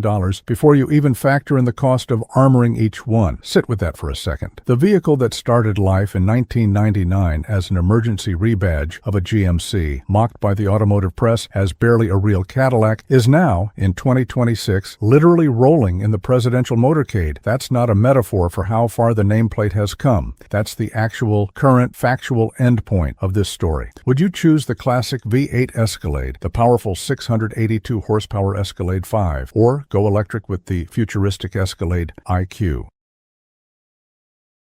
Jay Leno owns more than 180 cars, and the strangest one in his collection isn't the fastest, or the rarest, or the most expensive. It's not even close. While most people know him as the guy who hosted The Tonight Show for 2 decades, Leno's real obsession has always been engineering that shouldn't have worked, built by people who tried anyway. He's spent 50 years and a small fortune buying up the machines everyone else gave up on. Cars powered by boilers instead of pistons, engines pulled out of military tanks, helicopters, and actual World War II fighter planes, and a supercar company that went bankrupt in the middle of the Great Depression because it refused to build anything ordinary. Today we're counting down 10 of the wildest vehicles sitting inside his Burbank hangar, including one that runs on jet fuel, tequila, or literally any liquid that burns, and a car built entirely from a stack of 100-year-old blueprints because the original was never supposed to exist again. And wait until you see number 1. It's powered by steam, built in 1925, and it once went faster than almost every gasoline car on Earth. Number 10, 1907 White Steam Car, a car that needed a boiler to drive. Before Ford and gasoline won the argument, steam was a completely legitimate way to build a car, and White was one of the companies betting everything on it. The White Model G works like a miniature version of a train engine. A boiler under the hood, heated by a gasoline or kerosene burner, depending on the setup, turns water into high-pressure steam, which pushes directly on the pistons with no clutch, no gearbox, and no flywheel required. On a cool day, a full tank of water could carry the car 100 to 150 miles before needing a refill. The trade-off was patience. Steam cars needed several minutes to build up pressure before they could move at all, a weight that eventually helped gasoline cars win the market once electric starters made them instant by comparison. Leno has kept his generation of steam cars, including this one, in running order for decades, which is no small feat. These are 100-plus-year-old boilers, and nobody's making replacement parts for them anymore. Number 9, 1972 Mercedes-Benz 600 Compressor, the 3-ton supercharged limousine. This is Leno's own favorite car in the entire collection, and it's also one that shouldn't exist in the form he owns it. The Mercedes-Benz 600 was the most expensive, most over-engineered car on the market when it launched in the 1960s, a limousine built with essentially no budget ceiling for heads of state, dictators, and rock stars. Nearly everything on the car, the windows, the seats, the trunk lid, even the sunroof, runs on hydraulics instead of simple electric motors, because Mercedes decided silent, precise hydraulic pressure was worth the added complexity. One window switch alone costs over $11,000 to replace today. Leno's 600 goes a step further. It was modified by longtime Mercedes 600 specialist Karl Middelhoff, who added fuel injection and a custom supercharger to the factory 6.3-liter V8, pushing output from roughly 300 horsepower to somewhere around 525. As far as anyone can confirm, it's the only supercharged 600 in existence anywhere in the world, a 3-ton limousine originally built for dictators, now quietly faster than most sports cars of its era. Number 8, 1931 Duesenberg Model J Legrand Coupe, the car that had to be rebuilt because it no longer existed. Jay Leno introduced this car on his own show with a single line: "This is a car that no longer exists." He wasn't exaggerating for effect, he meant it literally. Only 2 Model J Legrand coupes were ever built by Duesenberg in 1931, and neither of the 2 original cars survived to the present day. Rather than leave it as a story in old photographs, Leno had the car completely rebuilt from Duesenberg's original factory plans, effectively recreating a vehicle that had physically stopped existing decades earlier. It's not a replica in the dismissive sense of the word. It's a full-scale, period-correct reconstruction of a car whose last surviving example vanished long before Leno was born. It sits alongside the rest of his Duesenberg cars, including a 1934 Walker Coupe, as proof of just how deep his fascination with the brand runs. Number 7, Blastoline Special Tank Car, a tank engine in a street car. Custom car builder.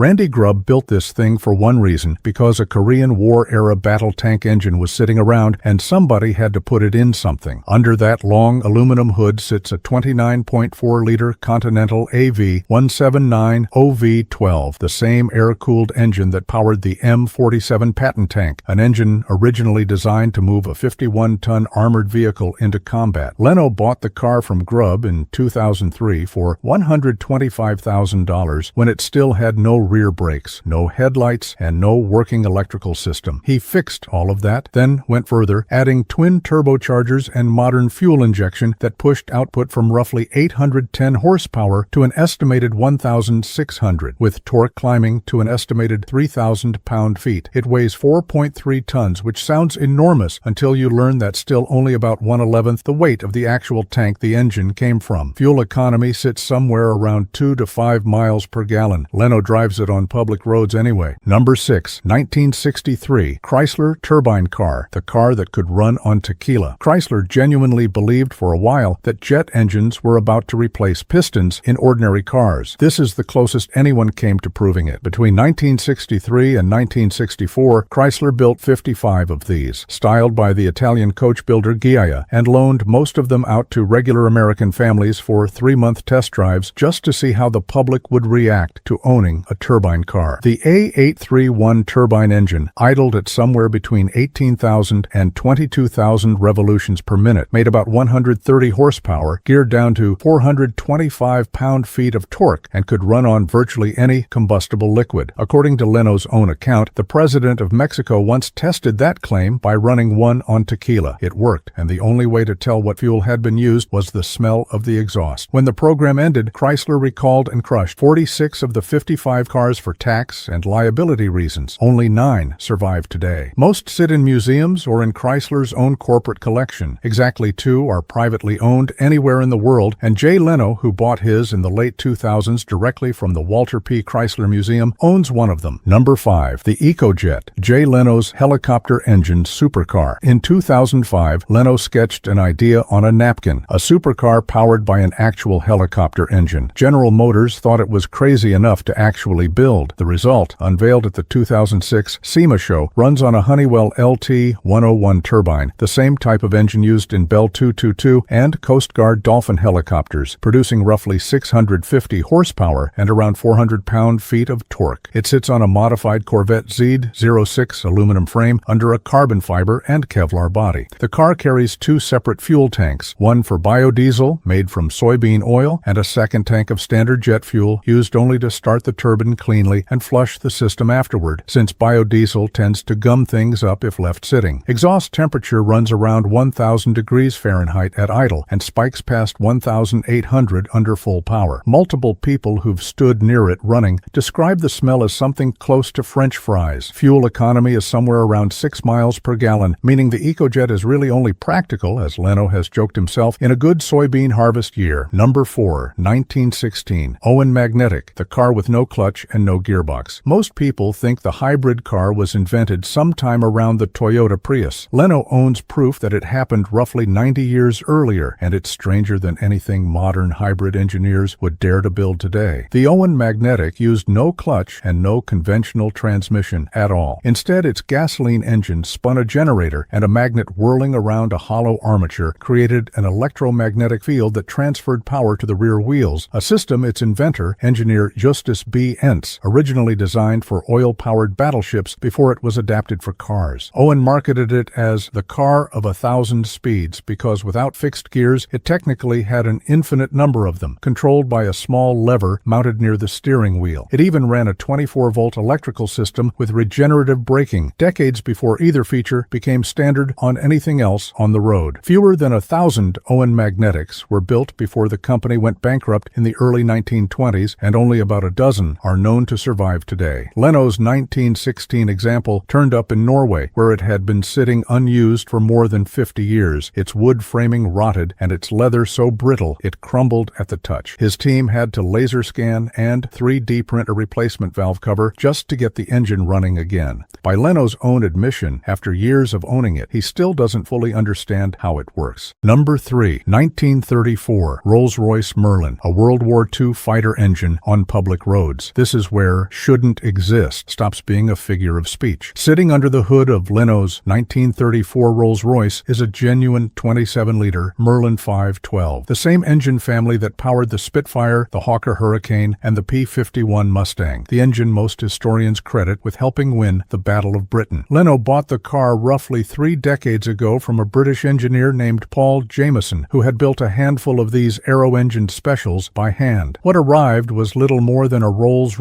chassis, a basic wood frame, and one of the most powerful piston engines ever mass-produced strapped between the front wheels. The engine makes around 1,000 horsepower and roughly 1,750 pound-feet of torque, numbers that immediately proved to be a problem. On Leno's first real drive in the car, shifting into second gear tore the teeth clean off a Jaguar manual gearbox. He installed a second Jaguar transmission. It broke exactly the same way. The eventual fix, suggested by tuner Gale Banks, was a heavy-duty 6-speed transmission borrowed from a Ram pickup truck, one of the only gearboxes anyone could find rated for that kind of punishment. The full restoration, including hand-built aluminum bodywork designed to evoke a 1930s Rolls-Royce without technically being one, took close to 20 years to finish. It's also not a one-off obsession. Leno owns a second Merlin-powered special built on a 1930 Bentley, and his team is currently rebuilding a third Merlin, a Packard-built version originally designated for aviation use. Between them, those engines represent a small slice of the roughly 150,000 Merlins ever built during World War II, repurposed decades later not for museum display, but to actually be driven. Number 2. 1917 Fiat Botafogo Special. If the Merlin Rolls-Royce feels like the peak of aircraft engine in a road car, the Botafogo Special gets there by an even cruder, more dangerous route, and it does it with an engine older than the Spitfire itself. The story starts with a British land speed record car called Mephistopheles, which Ernest Eldridge built in the early 1920s by dropping a giant Fiat aircraft engine into a race car chassis and hitting roughly 146 miles an hour, briefly the fastest speed ever recorded on a public road. Decades later in Argentina, someone was inspired enough to build a tribute of their own, using a genuine Fiat A12 aero engine pulled from a World War I-era aircraft, a 21.7-liter straight-six making around 320 horsepower at a redline of just 1,500 revolutions per minute. They built the Botafogo Special, a car with no gearbox and in its earliest form, no brakes at all. It was named after a champion Argentine racehorse, which somehow feels appropriate for something this feral. The car crashed and sat forgotten for decades until it was rediscovered in the 1990s and rebuilt by Pursang, an Argentine restoration house known for recreating pre-war race cars from scratch. It eventually made its way into Leno's collection, where he's owned it for over a decade. On camera, Leno has explained exactly why nobody dares push the engine past its limits. 1,500 is redline. At 1,800, you're dead. You're blown up at that point, a line that makes more sense once you remember this engine was never meant to live in anything with wheels. It has no power steering, is notoriously difficult to start, and by Leno's own account, isn't the kind of car you drive to the grocery store. Number 1. 1925 Doble E20 Steam Car, the steam car that hit 132 miles per hour. And here it is, the car that makes the strongest case on this entire list for engineering that genuinely shouldn't have been possible in 1925. By the time Abner Doble built the E20, most of the automotive industry had already decided steam power was a dead end, too slow to start, too heavy, too complicated compared to a simple gasoline engine. Doble spent his career proving that assumption wrong. His steam cars could reach full pressure and drive away in under 2 minutes, a massive leap over earlier steamers that needed 20 or 30. The E20's boiler, tucked under the hood, fed a compact engine that made only around 100-something horsepower on paper, but generated over 1,000 pound-feet of torque with no clutch and no multi-speed transmission needed at all, since steam engines deliver full torque from a dead stop. In 1925, this exact car, originally owned by aviation pioneer Howard Hughes, hit a top speed of 132.5 miles an hour. That's not a typo, and it's not an underpowered joke of a car doing it. At the time, only a handful of the fastest gasoline performance cars in the world, including some of Duesenberg's own race-bred models, could keep pace with that figure. A steam car, technology the entire industry had already written off, outran almost everything else on the road. Leno found it decades later and now keeps it running exactly as Doble built it. Every time he takes it out, it's proof that the obsolete technology wasn't obsolete at all. It just needed someone stubborn stubborn enough to keep believing in it. 10 vehicles. A genuine World War II fighter engine strapped into a road car not once but 3 times over, a tank engine turned street legal, a rebuilt ghost of a Duesenberg that technically stopped existing, and a 100-year-old steam car that could still keep pace with modern traffic. None of these are the cars people expect a former late-night host to own. That's exactly the point. Jay Leno didn't build this collection to impress anyone. He built it because somewhere along the way, he decided the strangest, most stubborn engineering in automotive history deserved someone willing to keep it running. And in a hangar in Burbank, California, it still is.